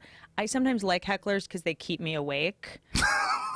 You don't fall asleep at the wheel. Sometimes I fall asleep at the wheel. Do you do a lot of sets? Is that what it is? Yeah. When I'm getting ready for a special, I'm like, like trying to time it out. I'm very embarrassed about this, and I have shame around it, but I write it out in the Word document, and I'm like a geek. I record every set, and I do the same set and time it out and have 4 new tags I'm going to try. I try 1 at each show. Like, I'm not a savant that gets up on stage and just writes on stage. I wish I was that person. I wish I could pretend like I just... Why do you wish that, though? I feel like there's shame, and maybe this is just like a high school attitude, but in comedy there's still that, the person that gets an F is cool. Like, the person who tries the least is the coolest. Oh, wow. That's so weird that you think that way. That's because you come from athlete. I feel like people think I'm a nerd because I try so hard.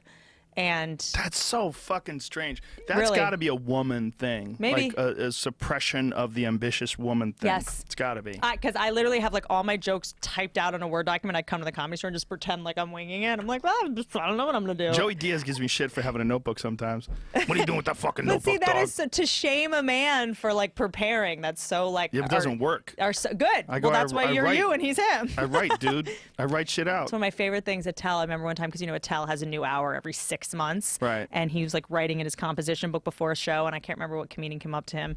Some middle guy was like, "What are you doing? What are you writing joke? Or what are you doing?" And Attell goes, "I'm writing jokes. Ever heard of it?" And it was just, not particularly funny, but just so like, yeah, the greats write shit down. Did you ever see Greg Giraldo and Dennis Leary going at it on Tough Crowd? Best, the fucking best. First of all, Dennis is sitting there like a fucking in a douche leather jacket, with a leather jacket with sunglasses on. He's got sunglasses on inside during a filming, right? So good. And everything's going great for him. He's on top of the world. And Giraldo keeps coming up with these funny lines. Brilliant. Yes. And then he goes, so this guy, he's always got lines. He goes, yeah, Dennis, this is a comedy show we write. We write jokes. Comedy writers. Yes. The best. And then he, he shits on him like, oh, this guy doesn't even have a TV show. Where's your show? He goes, actually, I had a show, Dennis. It was canceled. Yeah. We don't have to watch it. Mark Maron made fun of me one time about that too. Like, I was on his podcast, and he was like, you like write jokes. You do like jokes. And I remember being like, wait, isn't that what we're doing here? Like, wait a minute, like he was saying that I think in the alternative community, it's very looked down upon to have like da-da-da punchline, set-up punchline. He was trying to say that that's a bad thing, you have jokes? I annoy Mark very much. Why? By just the fact that I like have jokes and write jokes and prepare and like... Come on. There's something... That guy has jokes. He writes jokes. He does, but it's a little more... It feels more unscripted and extemporaneous and like an inner monologue. Just he's, sort of naturally funnier or something. Whatever. And I'm not...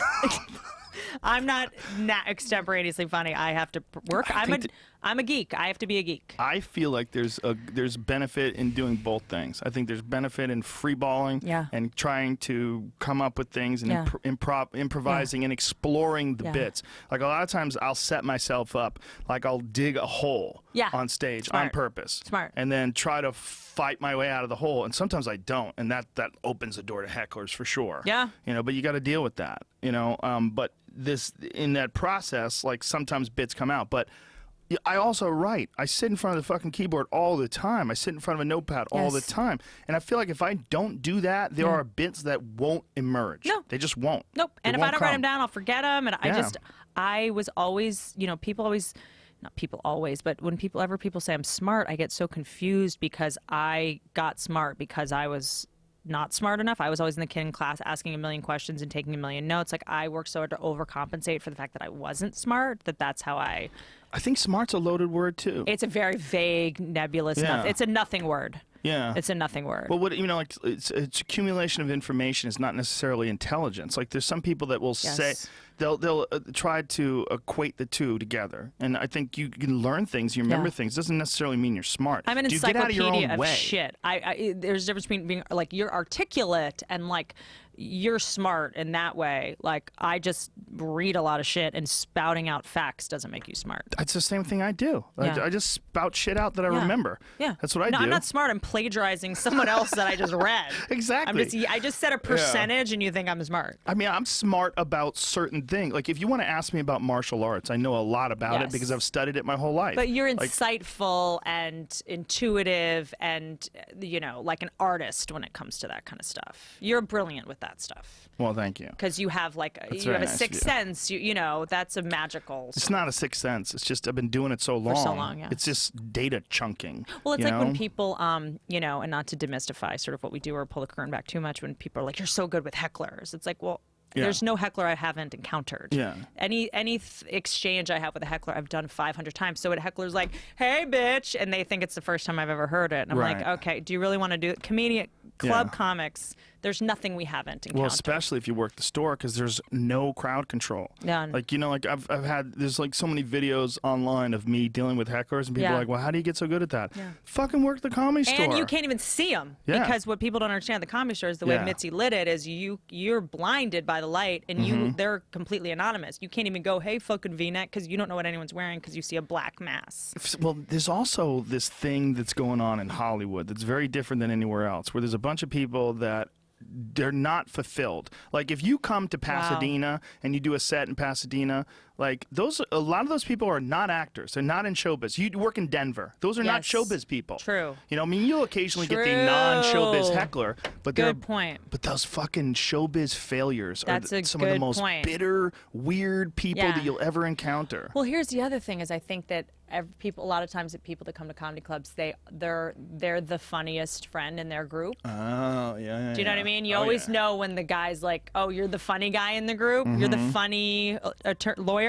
Yeah. You're the funny lawyer, but you're the But I don't. Hecklers for some reason don't piss me off that much. I don't know. Maybe because I'm so sick of my own material that an insult is like a respite from my shit. You are opening the door. I know. I really am, but I don't.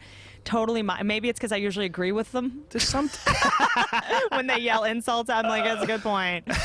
I don't know what it is. There's some hecklers that they're good natured, and sometimes you encounter people that are just trying to have fun, and those people aren't nearly as shitty as the ones you'll encounter that are just rude. I am so desperate, and I'm interested in your thought on this. I am so desperate to figure out how to be present because I can't do it. It doesn't come natural to me to do you meditate? Present in the moment. I do. Take yoga? No, I can't do yoga. Can't do it? It's not for me. Why not? My inner monologue is too treacherous. That's the whole idea. I think. You're supposed to beat that down. I'm now doing this meditation practice that's based on John Bowlby's theory of attachment, which is to try to rewire your neural pathways in terms of how we attach to people. And when you grow up in a chaotic environment, your amygdala doesn't develop the pathways to, I think, is it hippocampus? Tell me if I'm wrong and bloviating. That calms your brain down because you're on such high alert as a kid. I developed an adrenaline addiction so early on that it's so hard for me to calm myself down, which is something I want to mention about smoking. A doctor told me that, that not that I was going to, but was saying something about smoking is the inhaling of smoking, because when you smoke, you take 10 deep breaths, let's say. If you take 10 deep breaths without a cigarette, that's going to calm you down. So sometimes the placebo of smoking is just the inhaling, which I thought was interesting. That makes a lot of sense. If you go outside and just take 10 deep breaths, you're going to feel better with or without a cigarette. Do you know who Wim Hof is? Yeah, the ice guy that climbed to the top of the... I do his breathing method before every set now. It's amazing. Wow. Have you gotten sick? Doesn't he say you can control your immune system with the way you breathe? He says you can. I mean, I haven't gotten sick, but I was feeling sick the other night, but I ate a giant chunk of garlic. My kids are sick. Like when you have kids, they get sick all the time, and then everybody in the house gets sick. Like my wife has a little bit of a cold. My middle daughter has like a pretty good cold. She's been home from school for a couple of days. Oh no! But I just ate. I was feeling a little scratchy last night, so I ate just chunks of garlic, drank all this kombucha, and went to sleep. Yeah, I'm fine. But my immune system is on point. I bet that. I mean, so good. I'd be interested in if it changed. It's comedy clubs. I am telling you. It has something to do with I that. never get sick. But it's also healthy food. I eat really healthy. I'm like bone marrow. Bone marrow is my new thing. Bone marrow. Game changer. Do you eat elk? I don't. Do you want some? I was waiting for this to come up. I follow you on Instagram, so I'm just worried. Like I'm going to go home with so much fucking meat. Do you want some? Do you cook? You know what? I do, but I pretty much bone broth, bone marrow, and eggs are the only meats I do. Wow. Yeah. Bone marrow, bone broth, and eggs. So I'm about You're a fucking wolf. I am You're like a wolf in the hen house eating eggs. I'm a lone wolf. I'm Nell. Cracking bones. I'm essentially, my ex-boyfriend used to call me Nell. What's Nell? Nell, remember that Jodie Foster movie where she was raised by wolves? Jesus Christ. Because I got no attention as a kid. And all What an obscure movie. Nell. Because I have no social skills or people skills. That's not true at all. I'm working on it. I'm not socialized. I also have an extra bone in my foot. I'm not fully evolved. Like I'm still a primate. I swear to God. You have an extra bone in your foot, like where a thumb should be? Like where, like a webbing, or like I'm basically, have you got your, what is it, your saliva test, your DNA test thing? No, I'm scared. 23andMe, you shouldn't. They won't let me vote. They won't let you vote. No, they'll find out I'm a monkey. If they see. So I am in the, I think, 99th percentile of Neanderthal deviation. Really? Yeah. So you definitely have some Neanderthal in your past. I'm an animal. I'm a troglodyte. Troglodyte fucking animal. Like I eat things, like I'll just eat, like I was out with a friend of mine the other night and there was like a drink and I'll just drink I'll just drink trash. Like I'm just like I'm like a barnyard vulture. And like, this is just the way you grew up? Yeah, like I just is like scarcity complex. Like you never knew when food was coming. You never knew when you were gonna get attention again. I wasn't socialized. Like that took me a while to get I over. just learned how to make eye contact like 2 years ago. I swear to God. I'm not kidding. The most basic shit, I was like I used to look like, okay, so I'm looking at you now. I used to just look here for eye contact and someone, like I'm looking at the right side of your head. And this guy who worked with Rob Anderson finally one day was like, do you know that you're looking at, he was like self-conscious about like his hairline. And he was like, what are you looking at? I was like, what do you mean? I'm looking in your eyes. He's like, no, you're not. And I asked all my friends. They were like, oh yeah, you always look to like the right of our eyebrow. Like, so you look over there? I would just look over here. Can you tell I'm looking at your eyebrow right now? Or do you think I'm looking in your eyes? I can't see. I'm so bad at this. I don't know. I'm looking at your right eyebrow right now. Can you tell? Kind of. That's so strange. But here was my question. I was like, is the right eye supposed to look in the right eye and the left eye supposed to look in the left eye? That's a very good point. Or do I look like to the center of your nose? I think as long as you're looking at the eyes, it's okay. I think two eyes look at one eye. That's kind of what I'm doing now. You know, when you're there's some guys, this is always insecurity from an insecurity with me. Some guys, when they would fight, they would look their opponent in the eye. So aggressive. I never looked them in the eye. So intimate. I always looked like in the chin. Yeah. And then but I looked peripherally. Yeah. I looked like abstract. Yeah. I see the whole body. I would always look at people like this. I know that when I am on stage, and if someone's not laughing or if I'm not connected, like I'll look them in the eye.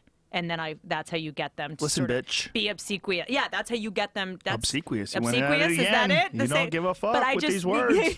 You're attacking. But eye contact is like the most aggressive shit you can do. Think about it. If you're in Trader Joe's and someone looks you in the eye, you're like, what, you want to fucking go? I usually say hi. Oh. How is it possible that I'm more aggressive than you, Joe? When people make eye contact with me, I always say hi. Well, because you're famous and you know that's what they're doing. But even if they weren't, I would just say hi. If you were in another country and someone just stared at you in the eyes, and you looked at them and they didn't look away, I would think they're trying to steal my liver. Yeah. Something. Well, the chances are you probably are carrying a liver with the amount of meat you just have on you at all times. I have a liver back there. You have a liver. I have some liver. Have you read this book called Source Nutrition or something nutrition? It's about how the organs of the animal have more nutrients than the meat. Oh, they definitely do. Yeah. Wolves always go right to the liver. That's how they establish the alpha. When they kill something, like they kill a caribou, the alpha wolf will eat the liver. Liver first. And it's all about how the human evolution of the brain was largely expedited once we started eating bone marrow, because humans couldn't kill their own food in the beginning, so they would rely on eating the leftovers of wolves and lions and shit. And what was left over was always the bones and the shit that they didn't eat. So they started eating the marrow, and then their brains started growing exponentially, and then they were able to start developing tools and hunt their own food. Then they started eating meat again because they hunted their own food, stopped eating the bones and what they thought was the leftover trash, and then sort of plateaued. It's so fascinating when you think about human beings, because what I've read is that human beings have been in this shape, as far as we know, for roughly 200,000+ years. Yeah. But we've only been talking for 70. Wow. So, like, our ability to communicate was only established about 70,000 years ago. So, for the first 130 plus thousand years, there was no talking. Which sometimes talking is just confuses people. I feel like we can communicate so much better non-verbally than we can verbally. That's not true at all. I know. Definitely. I'm being what's the word? Facetious? Hyperbolic. Facetious. Yes, Yeah. yes. I know that I talk too much. I should talk less. But there's always these theories about like why the brain is the size that it is. Like the doubling of the human brain size apparently is like the biggest mystery in the entire fossil record of any animal. Fascinating. Like they don't know. They don't know what it is. There's all these theories about maybe it was the consumption of more protein. But then the problem with that theory is, well, what about mountain lions? How come they don't have giant fucking brains? What about what about bears? Why don't they have the biggest brains? Like then there's the other theory is that we developed the throwing arm, and that our throwing arm, the ability to throw at something and hit it, it led us to these problem-solving skills, all these different, because we figured out, I can develop a tool now. Yes, I can develop a weapon. But that doesn't make any sense either. The most fascinating one is Terence McKenna's, because Terence McKenna's he has a theory called the stoned ape theory, and his is based on psilocybin, and he believes that, and the crazy thing about this theory is it coincides with climate change. Because 2 million years ago, the rainforests, the climate had shifted, rainforests receded into grasslands, and he thinks that these primates came down from trees and started experimenting with different food sources. And one of the things, these ungulate animals, cows and the like, they would shit, and then these psilocybin mushrooms would grow on cow patties. Well, they would flip over these cow patties looking for bugs and worms because they were always underneath there to eat. But they also had these mushrooms that were growing on the cow patties, and a lot of them were psilocybin mushrooms. And that these psilocybin mushrooms, which were incredibly common in this area, when you eat them in low doses, they increase visual acuity, they make you horny. So that would make a better hunter and more likely to breed. And then in high doses, they have these transcendent psychedelic experiences, and they would allow them to think out of the box, be more creative, come up with your new ideas. right side of your brain, Also, psilocybin has been known to regenerate neurons. Like there's all these subjects they're doing right now about the properties of psilocybin. Do you recommend this pill? What pill? Of some mushroom pill? Sorry, I keep pointing at you. I'm gonna stop doing that. It's okay. Point. Is there cordyceps? That? Shroom What's that? Yes. This is alpha brain. This is not mushroom. Isn't there one that's cordyceps mushroom? But it's not the same one. Shroom tech. Same company. That's but my is it the same thing that you're talking about right now? No. Psilocybin is magic mushrooms, psychedelic mushrooms. For real. You don't have any psychedelic experience. Nothing. None? Have you done mushrooms? I've done mushrooms. I did LSD. Yeah? I still have scars on my knuckles. Punched people when you're on acid? Punch myself. You boxed a wall. I did, and won. No, I remember the one time I did like acid, like the tabs of acid was in Rehoboth Beach, Maryland. Don't be jealous. And we were playing. Do you know the card game Asshole? You know where you we would do when you lost the card deck. You would cut someone's knuckles with the card deck until it like bled. I know, hardcore white trash shit. And so I still have like little scars on my knuckles from that. And then on acid? Yeah, and then I lost my mind. So I never did that again. I go hard. I am a ride or die. And then so I never did acid. And then I spent the next 18 hours being like, this is never going to end. This is never going to end. This is awful. Whoa. And then I did mushrooms a couple times, but it's not. That's a let go thing. That's the thing about psychedelics is the bad trips come from the inability to let go. I had a hard time with it when I first started doing psychedelics as well.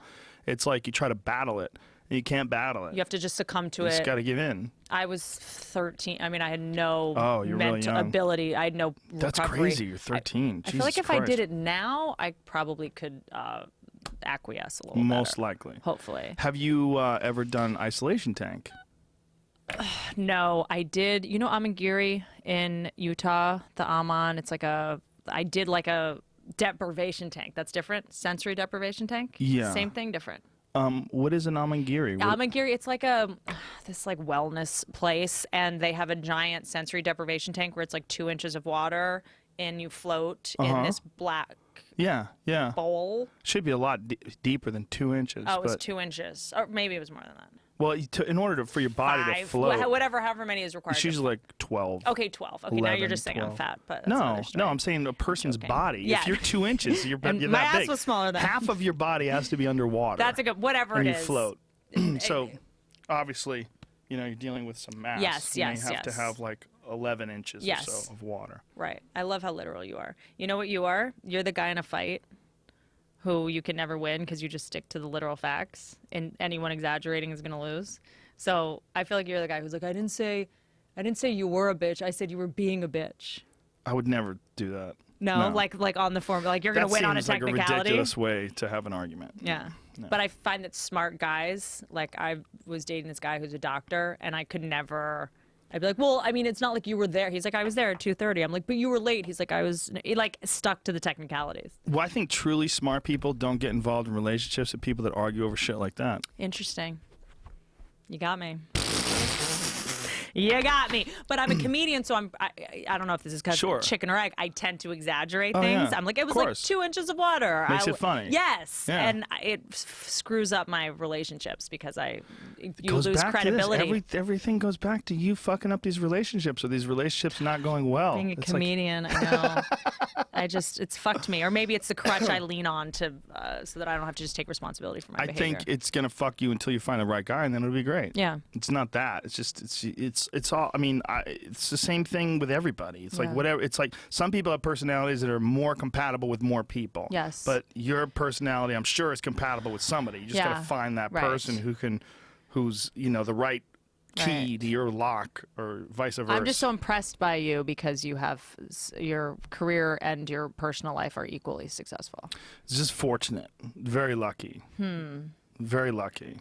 But I also think about it a lot. I work on it a lot. You do. Both things.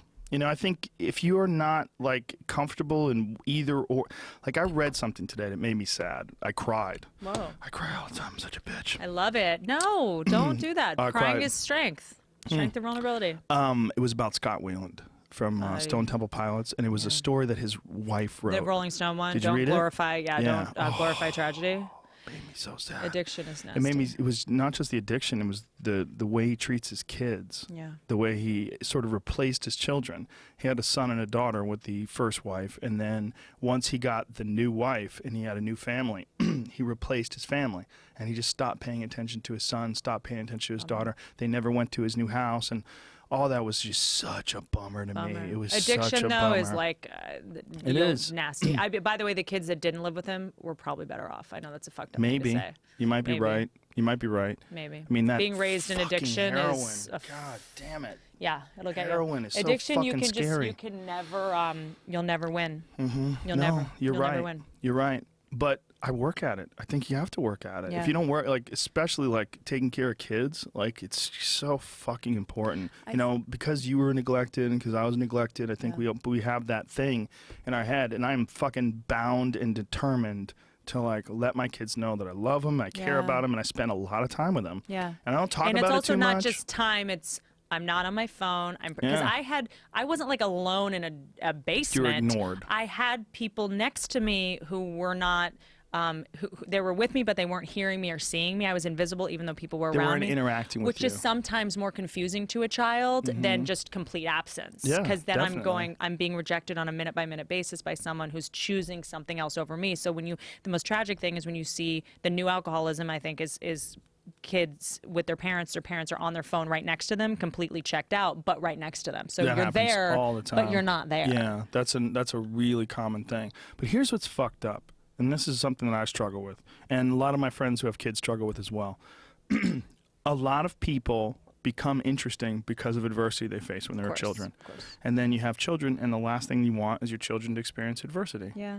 But the people that you like all my friends came from fucked up households, every single one of them. Well, the good news is with bullying and all, your kids will find it, I'm sure. There'll be plenty of adversity. I hate to break it to you, but there'll be a lot of adversity, I would imagine, that you can't, well, there's always going to be that outside of your sanctuary of your home. But what I'm saying is they all came from fucked up houses. But but there's also no, you tell me, I feel like the last generation was just kind of a wash. I don't know that many people who had great childhoods just because that generation of men, alcoholism was so rampant in the 50s. I mean, people don't think about the fact that in the 20s, this country had to outlaw drinking. That's how bad it was for 10 years. That's not why it happened, though. In the 20s. That's not why it happened. Why did it happen? It happened because they outlawed marijuana. Right. But this is what happened. Okay.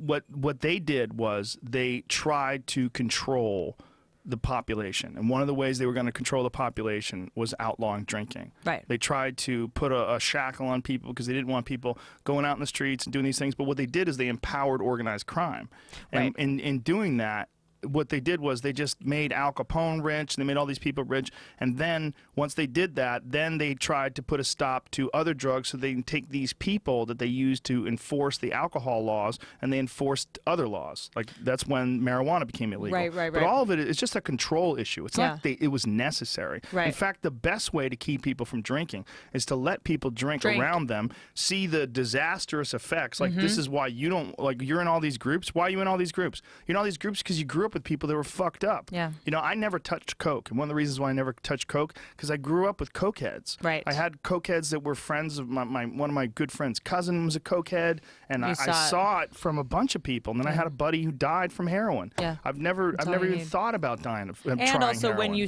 tell people they can't do something, they want to do it more. So, like in Europe, you know, I mean, there's a lot of alcoholism, but it's not like as bad as it is here because it's like, yeah, go for it. They drink at 14 and they've got it out of their system and they have nothing to prove, and there's not like, exactly. You know, they let kids all try this wine taboo when around they're it. exactly. I think it was more of a control issue than it was anything, and it all coincided with World War I. And I think, you know, there was a bunch of people that wanted everyone to get back to work and make America strong. And we're going to stop people from drinking. But you just create slaves. You can't tell people what they can and can't do with their body. You just can't. And that you can't. And then especially because drinking is fun.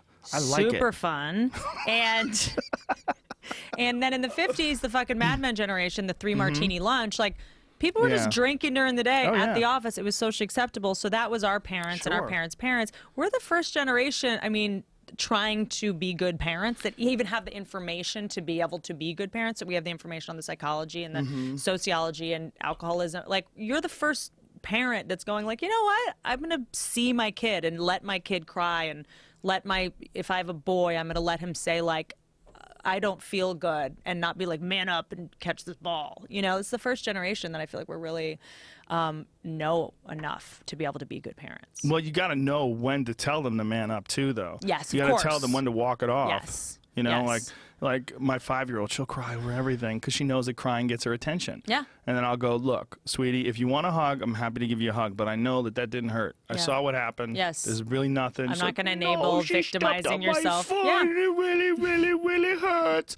Because she's 5, so she still has a lot of extra W's. Yeah. They put Willie, everything's so really sweet. hurt. She stepped on my foot. There's like all these woo, woo, this woo noise because they still have like a baby sound. Your daddy's Joe Rogan. You need to man the fuck up right now. Suck it up. You're embarrassing You're me. going to be fine. Just give them, give them love, but you also let them know. Yeah. But I don't ignore her. I don't go, hey, stop fucking crying. Yeah, no. Your foot's fine. No. You don't say that. I go, look, a lot of it's not just a big being deal. heard. You got to let it go. It's just a sensation. Yeah. You know? I read this thing. There's this book called The Fantasy Bond about what happens when kids are ignored, neglected, and all that kind of stuff. Kids would rather be physically abused than ignored. Yeah, I've read that. Because at least they're getting their existence is being validated, and they don't feel like their life is at stake. I dated this girl, and we broke up, and she dated some guy that hit her. And I've told this story before, but it was very bizarre. Single? It was a long time ago. It was a long time. Hit me up. I was like 17 at the time. But she was telling me that this guy hit her, and I was like, fuck. And she's like, you know what's fucked up is I like it. And I was like, whoa. Okay, well, context, easy. You don't want him to, like, hit you because you didn't put the thing in the dishwasher. You want the light slap in bed. I don't think it was a light slap. I think there was, like, some beating up. It was weird. But also, was he trained in jiu-jitsu like you? I don't think she'd want you to hit her. No. Some random guy who's not a trained at fighter. Yeah. He's got shitty technique. He's saying, I'm fine with Tony Hinchcliffe hitting me. I don't want Joe Rogan hitting me. Don't say that. Poor Tony's like, what? I'll show her. I don't want little vegan Tony Hinchcliffe. He's got off the vegan. Really? He's eating meat now. Yeah. Okay, we're back. Yeah, I influenced him. Okay, there you go. Took him to the gym a few times. Okay. So look, you're not going to get this way eating beans. Okay, maybe not him. But yeah, I think it's like depends on who's doing the hitting. I wasn't even there when he ate meat. He did it last week for the first time. He went to Fogo de Chao. You know what that place is? The Brazilian steakhouse. Oh, yeah, I know what you're talking about. Yeah. They I just love give a smorgasbord of fucking meat. Do you know my Ari Shaffir story? about when he Spears hazed story? me? And He when he hazed hazed you? me at the Comedy Store? Hazed you? In the beginning, when I started the Comedy Store, I think we told this story on his podcast, or he mentioned it, which is that like in the beginning when I got hazed so hard, You got hazed? you were not there to protect me because Sorry. you had made your mass exodus from the Comedy Store. It was like him and like David Taylor and all these guys used to just fucking bunch of guys who hate women. kill me. I mean, they would just make my life miserable because I was like showed up in my backpack and like, hoodie, and I was like she was like, I'm gonna make it as a comedian, and they were like, we're gonna crush your soul. Whoa. And one night Ari stole my backpack and hid it because I would always come with a backpack, but he didn't know that my credit card had just gotten stolen, and I just got a call from the bank saying, hey, some guy stole your credit card. So he was like, it's probably someone around you who stole your credit card, copied it, etc. And then Ari stole my book bag, put it like up in the back bar, like hid it, and then I couldn't find it, started hysterically crying, and made Tommy turn on the house lights in the OR, which have you ever even seen lights on in the OR? Yes, it's like, weird. It's very weird. See ghosts in there and It's shit. like looking at a one-night stand in the face. Yeah, totally. And he didn't admit that it was him for like years until I think like 7 years later. Whoa. Because he was so like embarrassed or upset or whatever. Or that's probably not the word. I don't think he has. What did he? I don't think he's capable of that. Being embarrassed? Those kind of emotions. But he then admitted to me finally that was me that stole your backpack. Wow, that's Yeah. dark. Yeah, that wasn't as good as a story. Telling Do you it think? alone.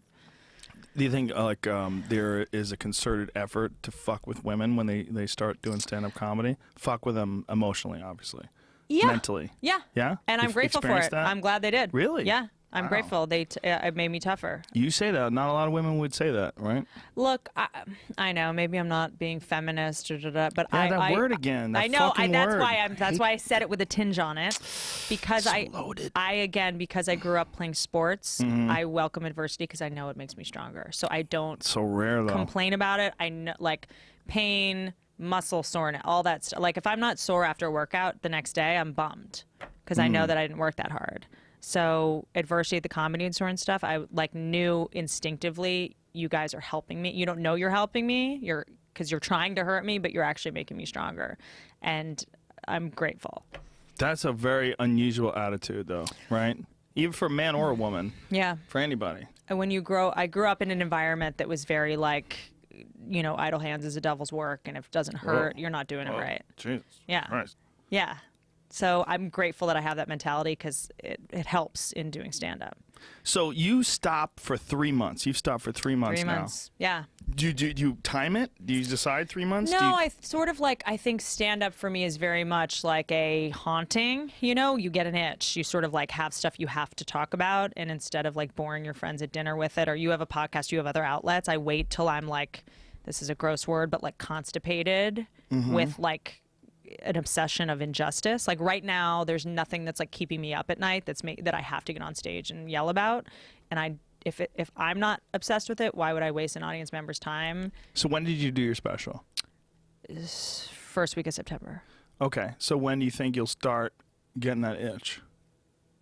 Maybe like a month. I need to go on a couple bad dates and like get pissed on or something. Because I did 50 cities in a year or something, and like said so much, and now I need to like get that. 50 cities. Yeah, I think I did 50. God this year. damn. No, and is this like every week, or is it like do several different cities a week? Yeah, I was doing like Friday, Saturday, like one city Friday, one city Saturday, sometimes one Sunday. Where'd you film? For like Santa Monica. No shit. New this is such a dorky comedian thing. My new obsession is to do, and I did my last one in Irvine. My new obsession is to go all around the country to tour, and then when you shoot your special, sleep in your own bed. Wow. Get your crew, get your everybody, Huh. and shoot it here. So I shot my last one in Irvine, and then this one in Santa Monica. Where in Santa Monica? The Broad Theater, What's that? Santa Monica College. It's a beautiful theater. I wanted to feel like a club, 500 seats, gorgeous, looks like a spaceship. Because when you shoot in, I loved the one you did in Denver, but and I would love to. I've been obsessed with shooting a special at Comedy Works in Denver. Yeah. The other one, best. you did the downtown one. Yeah. I love the other. The other one's great too. It looks like Larimer Square. It's gorgeous. Larimer Square one. Yeah. And I was like, should I do that? But then you're in a hotel and you're not. And then the night out, and then you're tired and you don't have your restaurant. You got to get up and you're in a hotel room and you're like, where's food? And it just throws off your rhythm. Yeah. So my indulgence is to shoot a special and sleep in my bed the night before and the night after. That's fucking smart. Smart. You know, because no thing one to keep you comfortable. See, your last special, the Denver one, you talked about Denver and weed and that got into legalization of weed and all that kind of stuff. But it's like, for me, it's like, I don't think most people give a shit where you shoot it unless you make it right. a cornerstone of what you're doing. So it's like, I'm going to go all the way to Chicago to shoot it. No one cares that I've schlepped all the way to Chicago, you know? Isn't that, though, in your mind, though? Is it my ego? It's in your mind, I think, no? Yeah, maybe. I feel like for me, and maybe it's just because I'm a girl and I need my shit and my makeup artist and my fucking hair extensions. And if I don't sleep 8 hours, I look like Steve Buscemi. Like, I can't fuck around. So being on the road is just, I think that's where the being the girl comes in. It just gets a little more complicated. That's funny. Because when people are like, is it harder being a female comedian? I'm like, literally the difference is I need my shit, my like makeup. I have to like I have to check luggage when I travel for one night. I'm bound and determined to do all my specials from now on in smaller places. Why would bigger places all ego? No one cares. Not only that, like when you're watching at home, you're sitting in your living room and you're sitting on a couch. It loses all the magic, all the scope. No one cares. And no one's going, oh, look, so-and-so sold 2,000 tickets and Kevin Hart. Like, no one cares. Nobody cares. And I don't even do audience reaction shots anymore. No, I don't either. It's for ego, and then it also dates the special. Because number one, if you can see the audience, it's too brightly lit. Number two, you cut to it, and then you see the, like, you know, Ross Perot t-shirt, so you know exactly whatever. Like, you know, it's like nothing throws me off more than seeing a No Fear t-shirt, and I'm like, oh, that was shot in 1998. It takes away the timeless classic thing. Yeah, there's definitely some of that. Some assholes in shorts, and you're like, oh God. But I just think that that's a cheap way to cut away. That they like to cut away. Like the director I used was fucking insisting on that. He wanted to keep the room lit. We had a fight about it. Like he even turned the lights up during the first showing. I was like, why the fuck are the lights on? We had like a problem with it. Stand-up specials are so fascinating to me because it's like we get so good at something that's incredibly hard, that's very much thought of as one of the hardest things you can do. I mean, how many people can get up on a stage and make a crowd laugh for an hour? How many? Not how many do you think? 1,000 in the world. 1,000 in the world? Maybe. Maybe. Really good ones for an hour? Kill it for an hour and might be 1,000 in the country. Maybe. Probably less. I mean, there's more heart surgeons. Well, I think if you really had to be honest, how many do you think are great? How many do you think are really funny? When I have said 500? This, I would say 500. I would say maybe 500. 300 million people plus in this country. 350 with Mexicans. I think that's probably right. 500 people. And I mean, how many heart surgeons are there? How many neurosurgeons are there? Oh, thank God there's a bunch. Tons. Yeah. So it's like, this is such a weird specialized thing. And then we get so good at something that so few people can get good at. That's so hard. I hope this doesn't come off like egomaniacal, but and then all of a sudden you're shooting your special, the taping, and then we change the circumstances entirely. Yeah. We make it light. We do it at 6 p.m. instead of at 8. We totally change we change the rules of the game. Yeah. The one night that it really matters the most. Also, there's like boom cameras flying around. Flying in, there's things behind so you. Intrusive. Now I wear high heels and wear your hair down. You've never worn your hair down and stand up before, but the night that it counts, you're gonna wear your hair down and have makeup on. It's just like, so I try to make the night that I shoot the special as replicate a normal night at a club as much as possible. That's very smart. Same lighting, same number of people. I was only like 400 people. You know, no cameras in my face. My hair is down in this, and it was a very big drama that my hair was down because HBO wanted my hair to be down. I was like, I've never worn my hair down doing stand-up. Why did HBO want your hair to be down? Well, this is actually kind of a funny story. Apparently, Chris Rock suggested to them that I put my hair down. Fuck Chris Rock. And how dare he? I mean, yeah, what does he know about comedy? What does he know about your hair? He did a documentary called Good Hair. What is he? That's like me telling you not to wear makeup. It's very ridiculous. Don't wear lipstick, bitch. I don't wear lipstick. I've been doing comedy for 26 years. I don't wear makeup. Look, I'm a fan of his, and he's well, I am as well. But smart, and whatever. He told HBO that, and then they were like, "We want you to wear your hair down." And I was like, "You know what? Oh Jesus! Did he direct your shit or something?" No. So what the fuck? I know. He's giving advice on things that he didn't even from Chris Rock on get the fuck out of here! Really? And I was like, "Look, I do believe in kind of things that not always my ideas are the best ideas, and maybe other people know more than I do, especially people who've been doing comedy for 30 years.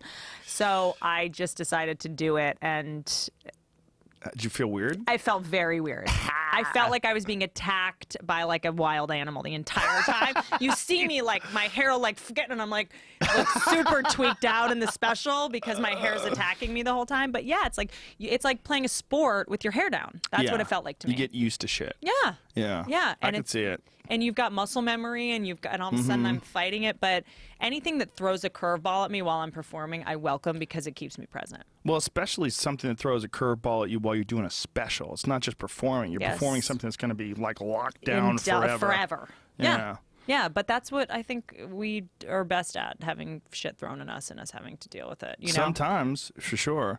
But like sometimes it's not representative of the actual material itself in its best form. Never. You know? Never. Well, I mean, you ideally never do the same show twice. Right. So I think for me, and the first couple, it was all about how do I do the same thing every time, like acting or something. Like how do I replicate the same thing? And then as I think, grow more as a comedian, I'm like, how do I not do the same thing in a perfunctory, phoned-in way every time? Right. How do you have just a real present performance, and then also be aware that you're filming this? Yes. How do I like nail it, but also like be fresh and surprise myself? Isn't that why it's important to do more than one show in a night? I think that's super important. I actually did one show Friday, one Saturday. That's great. Yeah, it was actually great. I mean, that's the benefit of HBO is they have a little more money, but that was helpful to me because the first show was just working out the kinks with the camera guys so that you know you do a great performance and God forbid they don't even catch it. And you're like, fuck. But you're really trying to catch lightning in a bottle in a special. Yeah. I mean, when you do one show, like, do you ever see Bill Hicks's Relentless live from London? Yeah. It's on YouTube. Yeah, it's kind of flat. And one of the reasons why it's kind of flat is he did one show in a theater in London, and it was for HBO. So it's like this one. He didn't do two ready, tapings? go. No. Jesus Christ. One. Also, the same thing with multicam. I think a lot of the reason people think multicams suck is that it's like filming a play. Being there, stand-up is meant to be live.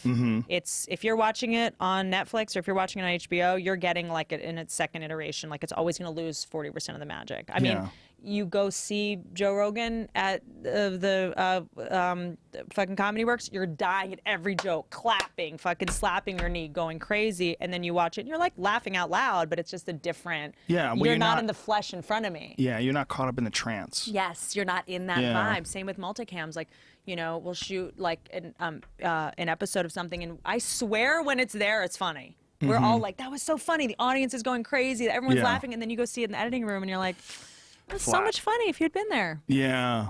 There's something weird about being there while someone's performing. Music, too.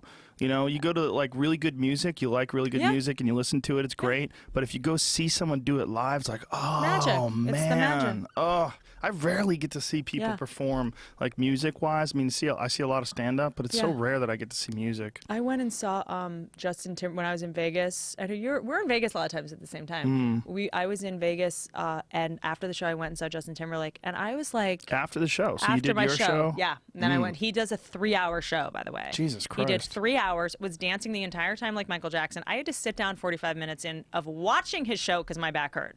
And he was dancing for 3 hours. That motherfucker does not play. I want to know what he's up to, what he's putting in his joints. Sucks a lot of cock. He's semen, it really is really very protein. tissue regenerating.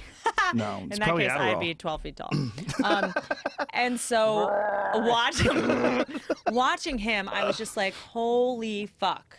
Yeah. Like, I was like, he is amazing. Like, he dazzled me. I was dazzled. And everyone's like, is it news to you that Justin Timberlake is talented? And I was like, no, I'm just used to seeing it on tiny screens. Right. You know, I mean, that's the same reason that, you know, people can come up to us in airports and go, Joe, what's up, man? What did you fucking eat for breakfast? Because we're on small screens. Yeah. And then when an actor is on big screens, people are like, oh my God, look over there. That's Brad Pitt. They don't go up to him and ask him what he's eating. Do you ever take a picture with people and you feel them shaking? Yes. How weird is that? Yes, very. You feel their body shaking. It's just so weird to me because I have such career body dysmorphia, but also career dysmorphia, and it varies shocking. I'm always like, she thinks I'm Sarah Silverman. Well, like, who does she think I am? Well, women, like a really powerful woman like you, like women like, oh my God, you're right there. Like, yeah, I love you. You're my idol. Like, you're what I want to be. Like, a lot of women want to be assertive and powerful, and they just want to feel confident. And they look at you. You're on stage. You're talking about sex, and you're talking about all this crazy shit, and you're saying it in a funny way, and people are laughing, and you have your assertion and the way you're enunciating is all this clear, and I can't do that shit. Yeah. You know, and it's like they meet and like, I'm so scared and insecure. I can't not do stand-up. I'm the opposite. I'm so terrified of being invisible and no one seeing. I literally do stand-up out of weakness, not out of strength. That's I do not hilarious. operate. My motives are completely out of like insecurity and fear. That's funny though that you talk about it and you admit that though. That's what makes it really rare. Because most people who would feel those things would just like, shut up. Yeah. Put them in the closet. Get in there. Good point. I need to. Bang, bang, bang, bang, bang. Like fucking hammer boards on the closet. I need to work on lying more. To try to impress you today, I put eyeliner or eyebrow pencil on, and I feel like it's melting off. To impress me? Not to I'm a impress, big just in fan general. of eyebrows. Really? No. You're big. I don't even know you have like, them I've been until you looking at your pointed it tits out. the entire time. Until I had to look at the one eyebrow to not look in your eyes to see what that would be like. I just That's right. noticed that you had eyebrows. No eye contact. No, but I mean, stand up for me is completely fear driven. It's not confidence. Here's what I'm doing. I'm afraid. I'm afraid that I feel like you've never done what you just did before. This? Yeah. I might have. I don't know. Can't remember. Does doing your it. wife fill in her eyebrows? I don't know. I don't know Never your asked wife her. at all. That's so funny that you don't know that about your wife. I don't ask questions. Yeah, smart. I don't want to know. I sometimes at night smoke weed and start plucking my eyebrows, and then I wake up the next morning and they're just half the size, and I'm just like, fuck, did I get a new face last night? So I put the tweezers. I can't smoke weed and have tweezers in the house. And then so like 3 nights ago, I tweezed like an entire chunk out of my eyebrow, so I have to fill it in with an eyebrow pencil. Hashtag feminism. You should smoke weed and do yoga. Maybe you would like it then. Here's the problem with me and exercise. I really like to I need to feel some kind of pain and feel like I'm burning so many calories. I don't think of yoga as exercise. There you go. I think of it as body maintenance. Smart. And I think of it as a moving meditation. For me, it's like really helpful for me mentally, but it's also really helpful for my body because everything I do is like, yes. It's all explosion. It's self-care.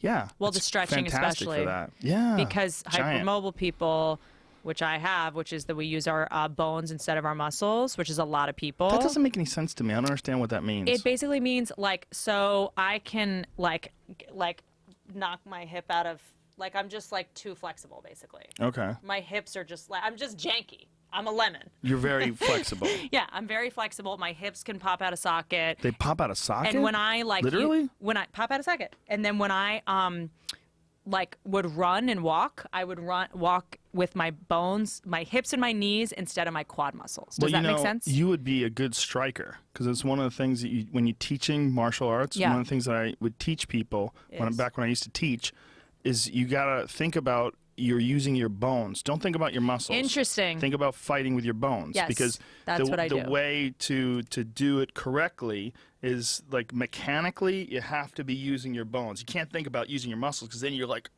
yes. Everything becomes circular when you're trying to use your muscles. But when you're trying to use your bones, everything is like done correctly. If you do it correctly, it's much more effortless than it seems. Like if you watch like some of the best strikers, they strike in a sort of an effortless way. I mean, there's some guys that do it kinetically and they use a lot of muscle that get the job done. But efficiency, like the best way to do it efficiently, has kind of been mapped out.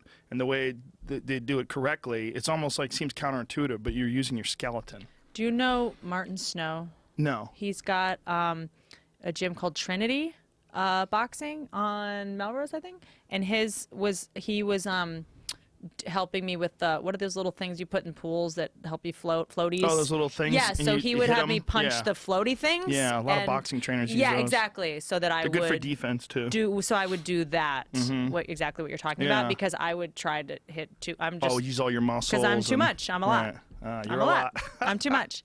But yeah, so I was putting so much pressure on my knees and my hips and my ass. I had no ass development at all. Like I wouldn't use my ass. I would use my back. If I was going to lift something, I would use my like vertebrae. That's dangerous. Yes, and then what happens is if you do that over time, that's how we get non-collision injuries. When you just at 55 you sneeze and throw out your back. It's just so much pressure is built up on your bones. Little micro You know, when injuries. people are like, I just sat on the couch and threw out my neck.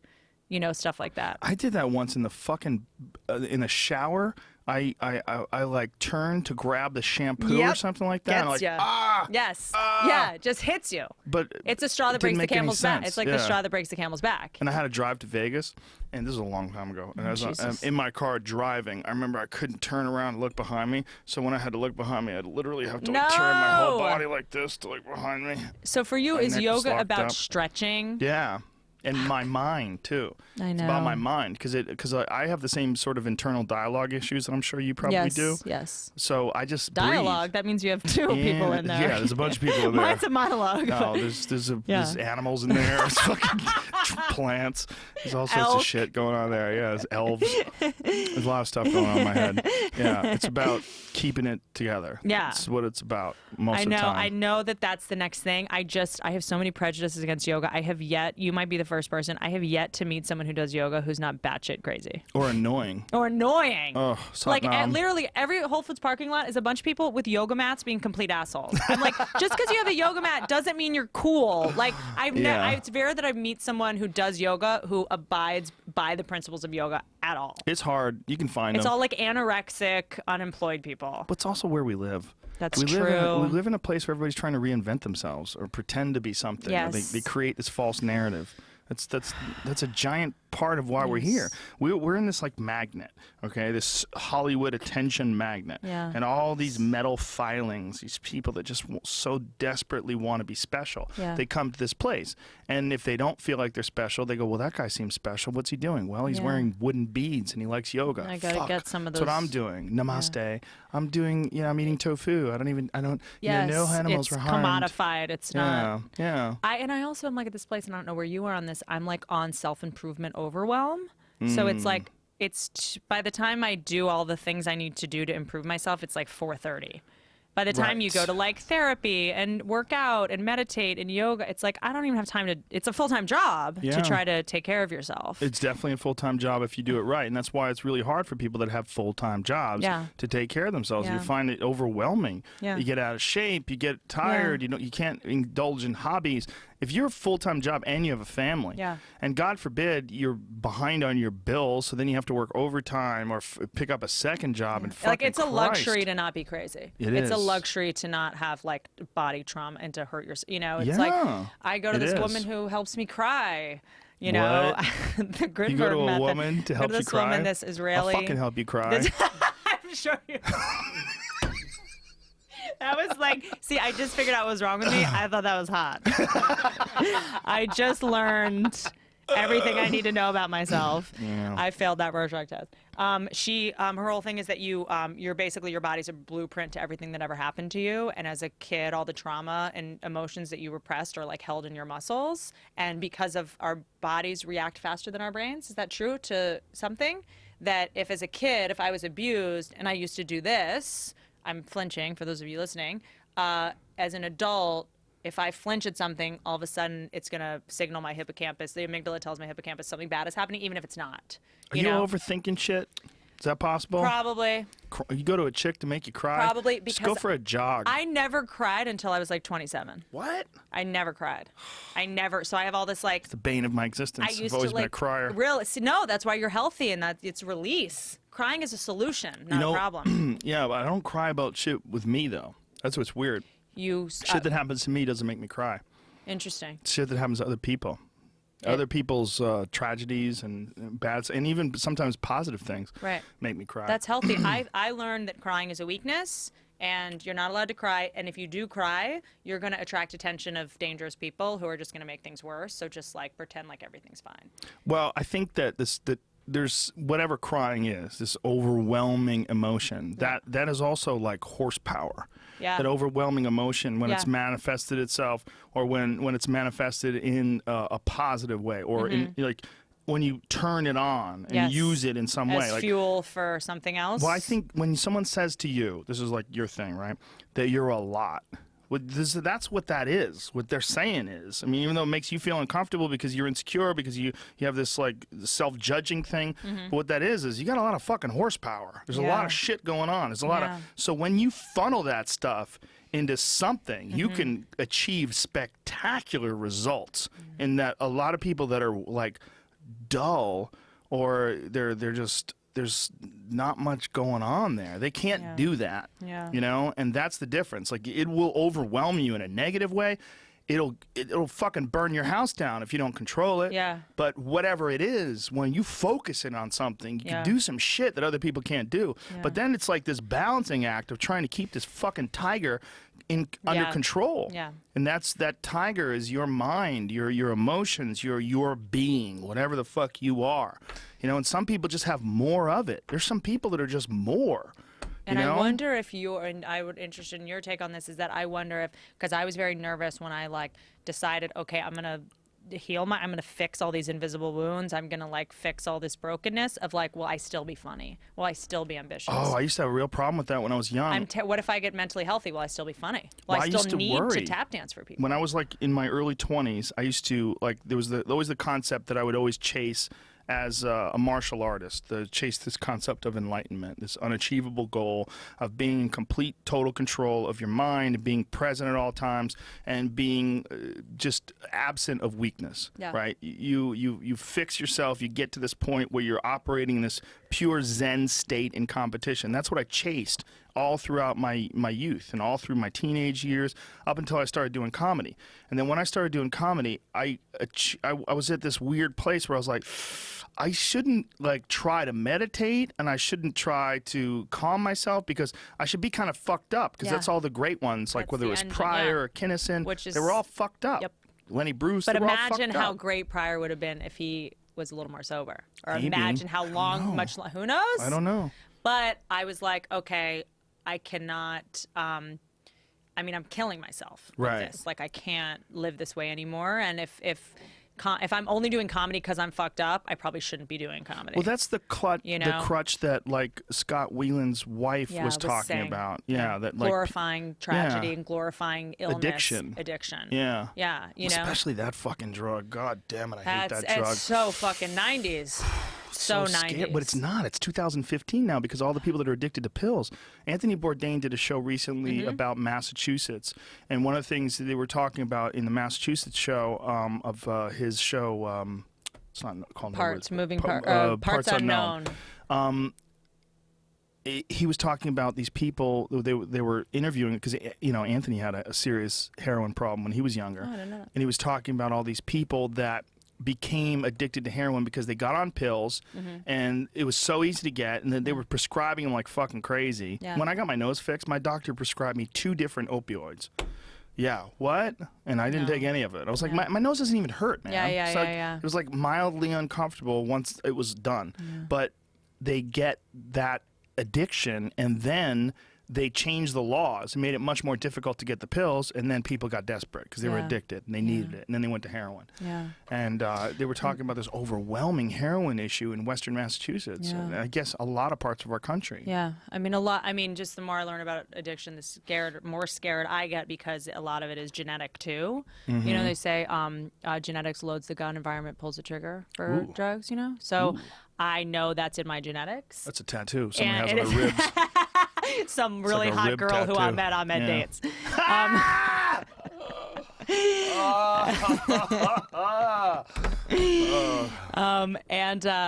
dare you? I know that because I am an addict. My drug is not substances. My drug is control and work and people who are, and adrenaline, because adrenaline is an addictive substance, and you can get addicted to adrenaline in utero if your mother is under stress. It's called epigenetic imprinting. Whatever chemicals that your mother is producing in utero. So if your mother in utero is producing adrenaline and cortisol, you're going to get addicted to that very young. So I was an adrenaline addict when I was out of the gate. And so Michael Irvin was telling me that. Michael Irvin was telling me about the problem with young kids that were raised in really horrible environments, violence and crime, and constantly in fight mode and flight mode. When you're around violence all the time, your body just becomes engineered to handle that from the womb. Yes, and I found that and this is sort of half of what I'm in recovery for, is that I found that I felt very comfortable in dangerous situations, and in completely benign situations felt fear. Do you think that's because in danger situations, it's like the circumstances are already laid out? Familiar. You just have to I know react. how to handle this. Yeah. Right. And drug addict, someone being benign. abusive, violent. This is my comfort zone. Right. This is giving me the adrenaline quota that I need. This is what I'm designed for. I'm in the ring. I only know how to live with my gloves on. When the gloves are off, that's when I get concerned because I'm waiting for the other shoe to drop. And then you're also in your own head and like spiraling out of control. Yeah. What's wrong with my eyebrows? Yeah. Hyper vigilant. Hyper vigilant. Yeah. You know, and because in my home growing up, self-aware, too much silence thinking. meant it's the calm before the storm. Oh, I mean, if someone's things were gonna throw a calm, mug. it meant someone's about to come home drunk, shit's about to hit the fan. Wow. So it's very hard for me to relax, which is probably why yoga is hard for me, because it's like, when's the other shoe gonna drop? You know what's interesting? PTSD is a huge problem with soldiers, but Yeah. I talked to a lot of guys that were special forces guys, like special ops, whether Rangers or Green Berets Yeah. or Navy SEALs. They don't have nearly as much of a problem Interesting. because they're the antagonists. Yes, they create the drama. They're They the don't. active guys. They're Yeah. going out. They're in control. They're Yeah. going out and they're hunting Yes. down people. Whereas the guys who are sitting around waiting to be attacked, Yes, those are they're the ones that prey. are freaking out. Predators versus Yeah, prey. Kind the of. ones Well, who are it's- stationed in a place and they're being attacked all the time. Those guys get rattled, and they're. I would also be fascinated in the special forces. A couple things that interest me about them is that, number one, the ones that have the most PTSD and depression when they come home are the ones that didn't kill anyone because they feel guilt and shame. Really? Yep, that they didn't kill anyone. Really? Yes, there's this. I'll send it to you. I dated a guy who was really into SEALs and made a movie about Navy SEALs and stuff. And then, so they probably, because they're, again, like the perpetrators, like you said. And I would imagine, I'm curious if it's chicken or an egg, the guys that end up being Navy SEALs, if they're, I don't want to say sociopathic, that's being extreme, but like if they became SEALs because they have less they're less sensitive, you know what I mean? Because the guys that make it aren't always the toughest and the biggest and the strongest and the fastest. It's the most emotionally tough. So if you become a SEAL, are you already predisposed to be less traumatized? Well, that's the case with a lot of fighters as well. There's a lot of really physically talented guys that never make it. They fall apart emotionally. Yep. They fall apart mentally, and Yep. they can never achieve greatness. They get It's real fascinating. fucking close. And there's these guys that you would call gym legends, where in the gym, when there's no stakes, it's not difficult. They fucking shine. Yep. They Yep. look fantastic. It's like actors who are good at auditions. Yeah. Some are, some aren't. Some are good with this weird, inauthentic thing, and they have to perform. I mean, Comics who are hilarious in the parking lot and bomb on stage. yes. Do A you lot of think those that? guys. Yeah, totally. Do you think that it is a level of? I mean, I've been around. You've been around more athletes than I have, but having dated a couple athletes, there's this disconnect, this lack of empathy, and I dare I say narcissism that I don't know if must work for them. In order to become an elite athlete, I would imagine you have to have a healthy level of like narcissism and ego. I think there's probably something in that. I think ego and athletes, like it's so hand in hand, especially with pro athletes. It's so hand in hand that you got to think, man, there's got to be some sort of a connection there. Here's where it You gets have to be interesting. delusional on some level, don't In you? a lot of ways, yeah. I'm invincible. But here's where it gets interesting. With fighters, it's not the case. The best fighters almost have like sort of a Zen ability to block all that bullshit out. They have a belief in themselves, but they have a Zen ability to block all that shit out, and that's why they're some of the most friendly people. Some of the best fighters are some of the nicest people you like. Anderson Silva is one of the fucking nicest guys you'll ever meet. Wow. He's so friendly and sweet. He's always like hugging people and smiling and laughing, and he was a fucking murderer when he was the champ. I mean, he was one of the best ever. Yeah. Like, I could go down the list of some of the best guys. Frankie Edgar, he's one of the best featherweights in the world. He used to be a lightweight. Just like sweetheart. The fucking nicest guy. He's so nice, and he's a fucking assassin inside the I knew octagon. one boxer person from I don't know anything about this field, but my ex had a boxing gym who had, I think it was Canelo. Canelo Alvarez. And he doesn't watch horror movies or only watches like Will Ferrell, like sweet, like, doesn't allow negativity in his brain. That's smart. At all, because negativity breeds negativity and paranoia, and he doesn't even want to strengthen the part of your brain that even goes there. You know what fucks with a lot of fighters? Social media.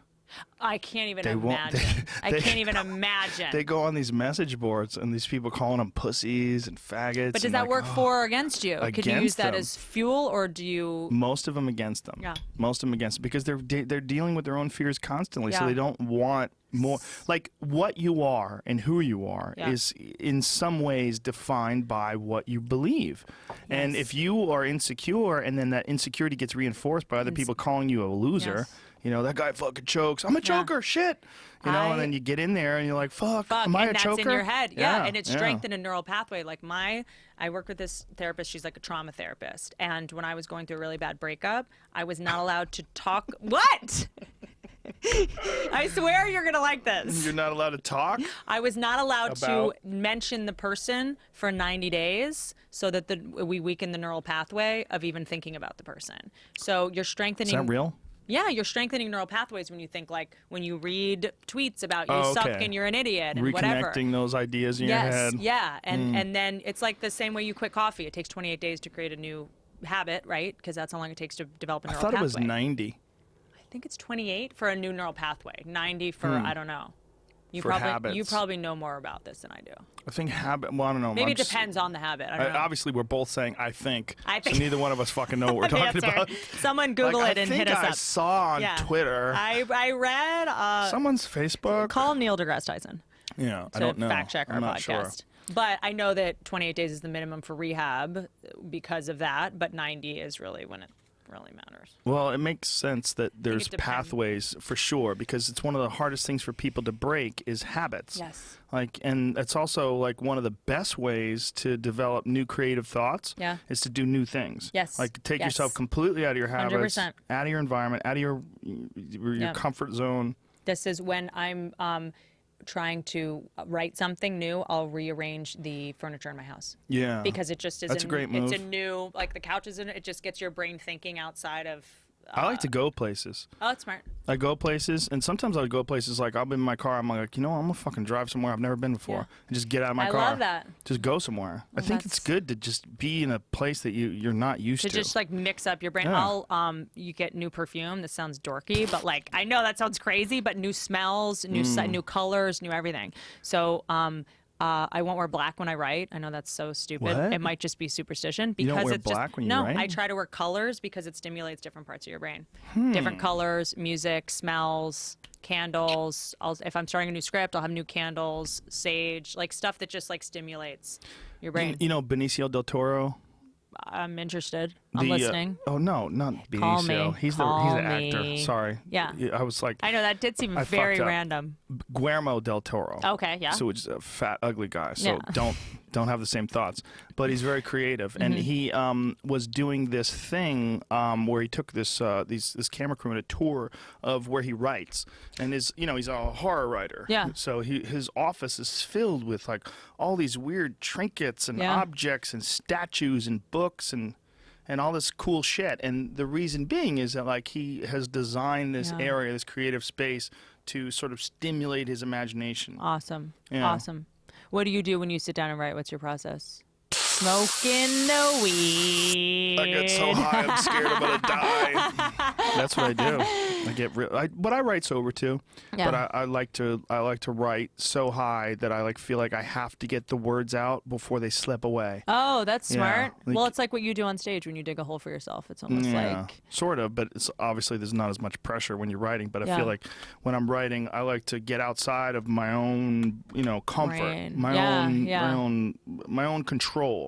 Like that's the thing that freaks people out most about pot is the paranoia. What do you do, sativa or indica? I do both. Both. But I like sativa. But do you pick one for like hanging versus working? You just I just like pot. Yeah, okay. We noticed. There's definitely Are you investing in a weed thing? There's something going on right now. I'll talk to you about it off stage. Okay. Off stage. Pyramid scheme? No, how dare you? I'm joking. I think it's probably there's probably benefits to both, to sativa and indica. Yeah. Like indica's better for sex. It's better for food. It's better for relaxing. Sativa is, I think, probably a little bit better for creativity, but sometimes it's not. Sometimes indica's great for. They're both good. Yeah. There's not that much of a difference in the effect.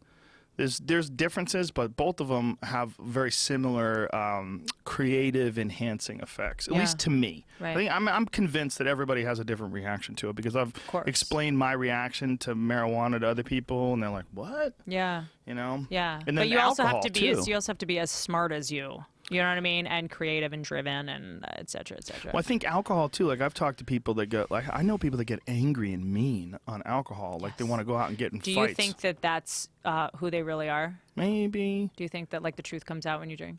Maybe, but I know people that drink and their fucking eyes turn like hamster eyes. They like gloss over. They're not even there anymore. Something happened to me the day I turned 30 where I could not drink tequila anymore. I was like the day I turned 30, it was like I was having like a dinner, it was like a birthday or something.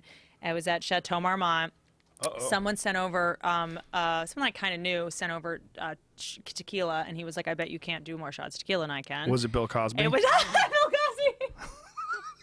That's the day. No, the day I woke up with my underwear around my neck. So insulted that he didn't try to rape me, but that's another story.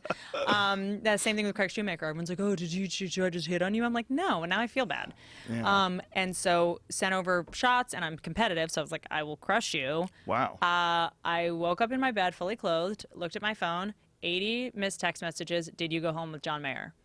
And I was like, I'm never drinking tequila again. Wow. Yeah. When you get a did you go home with John Mayer? Was it from a guy or a girl? It was from tons of guys. It was a whole staff I was working with, so it was like 30 people texting me, "You're not going home with John Mayer. We're not going to let you go home. What are you doing?" What? How dare they? A bunch of cock blockers. I know. You're hanging out with a bunch of cock blockers. That's a good point. That's what I would say. I know. It's not like you're going home I would with do anything for John fucking Mayer Ted to want to Bundy. date me for 2 months.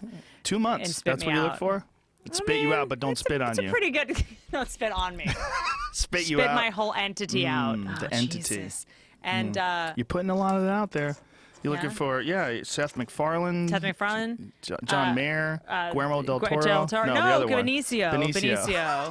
Benicio. Who else? The guy with the ponytail who dates rich girls. Benicio del Toro from Fear and Loathing in Las Vegas. No, though. You I want to get the tighten Wolf up. Man. Yeah, yes, I want the recent Wolf one. Man. The one. Did you watch that movie? No, was it good? Watched it a bunch of times. I'm a fan of liked it? werewolves. It's a Really? terrible movie. Shitty movie. But I watch in the background sometimes when I write.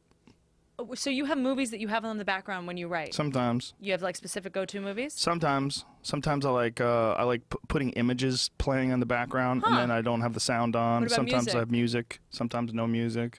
And then do you meditate before or after you write or during? No. Sometimes I'm about to go in the tank.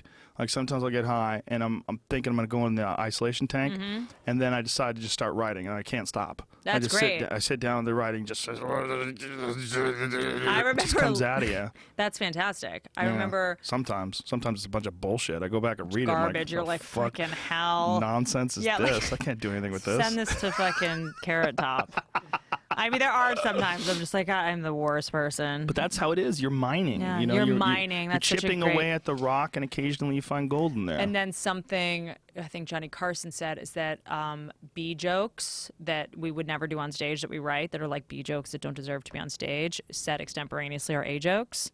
So you just have this arsenal now of if there's a heckler, like some joke that I wrote that never would make it to stage, if I just do it, quote, seemingly off the cuff, it's all of a sudden an A joke. There's definitely some of Or that. on a podcast, or you're always gonna you're gonna use everything you write. Sometimes, yeah. And then sometimes jokes are like seeds, and they give birth to a new idea. Yeah. Like maybe it'll be just a tagline or a new branch that you follow, and that new branch will be better than the original premise in the first place. Totally right. I have since my first special. I just did my third, and I was trying to write about squirting in the first one.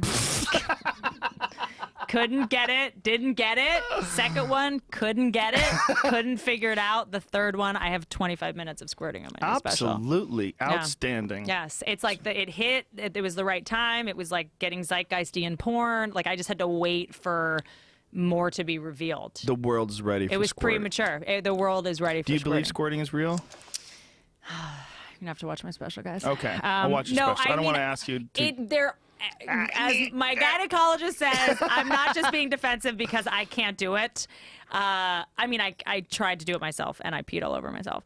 But I did it in my bathtub, and I peed all over myself. Well, someone had a good point. I forget who it was, but like, how is it possible that didn't exist until like a few years ago in porn? It's always exactly. Not well, you know, the possible. women in porn use water balloons and stuff. The ones that are like and they pee. The Bellagio fountain, that is not real. No, none of it's real. But you can, at least 10% of it is always urine. You're getting peed on. At least 10% is always urine. You're getting peed on if you're into that. Cool. But yeah, I don't like that there's a lot of these new sexual things that make me feel bad. Like and guys watch so much porn and become so desensitized that all of a sudden if I can't like squirt water across the room, I'm like not good at fucking. Like, why do I feel bad? Like, I'm awesome at this. God damn it. Why have you made me? These Asian women are fucking killing me. Is it Asian? Asian women are squirting? I feel like that's sort of where it started, and that sort of. You brought this up twice, the Asian subservient thing. Right. Asian women. Is Yes. that like so? That's the ultimate like quiet. So it's like you view yourself as being like this overbearing sort of force of Loud, nature. white, just Viking lady. Fucking kicking doors down. I got extra bones. Just like Shrek Look at my lady. eyebrows. Yeah. And then the Asian girls are like, what do you need to do? Yes, sir. Yes, Mr. Rogan. I love you, Mr. Rogan. Hi. Anything you come on my asshole. Yeah. Yes, yeah. anything you want. And so no, I think that a lot of guys, it's just, I'm obviously generalizing, but a lot of guys in Hollywood just sort of like married Asian women, and I was like, God damn Really? it, I wish I was Asian. Well, some women have real issues with that. I mean, this girl that I dated, she fucking hated when men would break up with her and then start dating Asian women. Yeah. Because it's like, She would okay, get I have a mad. giant pussy and I'm too loud. That's what it makes you feel like. It's like if someone broke up with you and then started dating a black guy. You'd be like, oh, fuck. Well, you got to deal with it. That's Yeah. what it is. Yeah. And it's like, you know. That's what you want. But it's not to say that there aren't plenty of sassy Asian women with opinions. But I'm sure. That's just the cliche. Yeah, it is the cliche, though. You the know. subservient cliche, the mail order bride. Yes. But I know that so many guys that I know are like super into that. Isn't it funny that like Fantasy. a mail order bride is like a serious pejorative, right? That's like Yes. like, The Russian mail order bride. Is Oh, those usually are dangerous. Really? I think so. Really? Yes. Fooled me once. Well, just intense environment they grow Russians up in. in general are pretty fucking dangerous. But like the mail order bride thing is like the idea behind it is like negative. Like you had to go search for a mail order bride. But like, if there was mail order husband, I would have done it 5 years ago. Really? I bet Solve there is. all my problems. Yeah, I bet great. there is. You I'm can in. probably find one. Thank it's you. not going to work. I feel like it's a .net. It's, you know what it is? It's like a Chippendales dancer. After a while, you're going to find out he's gay. Yeah. You're just going to. I think like, I've dated a he's gay guy dancing, before too, he's got and a I nice was fine with six-pack. it. Fine, great. I I have would a love to date a gay guy. Do you know Shema Tosh? Yeah. Shema has had 2 ex-husbands that turned out to be gay. No. Yep. Her latest one turned out to be gay too. No. Yeah. Gay for pay too. No. Oh, she's hilarious when she tells the story. She's like, "What the fuck am I attracting? Honey. Like, how am I doing this?" I dated a guy that I'm pretty sure that everyone told me was gay. I didn't really care that much. Until I tasted shit on his nose. Yeah, but he was actually very sexual. I don't know. It's a very fluid time, guys. Yes, it is. He was an athlete. Gender's fluid. Yeah. The concept of gender's fluid. It's very fluid. I mean, there's a lot of MMA guys who are into that, from what I understand. I think a lot of fighters, and I want to just say MMA guys, some of them have been abused. They come from abusive households, and sometimes smart. that abuse could be sexual abuse. Yes. And it could be sexual abuse, obviously, by men, and Yep. that could lead to a lot of confusion. Yes. Sexual confusion. I would think so. Yeah. Well, there's also like, I talked to this guy, Chris Ryan, Dr. Chris Ryan, who wrote this, he's a good friend of mine. He wrote this book, Sex at Dawn, and he's like an expert on sex. And one of the things he was talking about is imprinting. That sometimes when something happens to you at a very early age, even if you're not gay, those sexual thoughts get imprinted. Yes. Yeah. And there's something called cathexis, which was explained to me by the Chad Prusmack. Do you know him? He's the neurologist guy for the Broncos. No. You would love him. He was explaining this thing called cathexis, which is when something traumatic happens, but if you're being jerking off, let's say, and something horrible happens, you have a positive association with it. Plane crashes. Yes.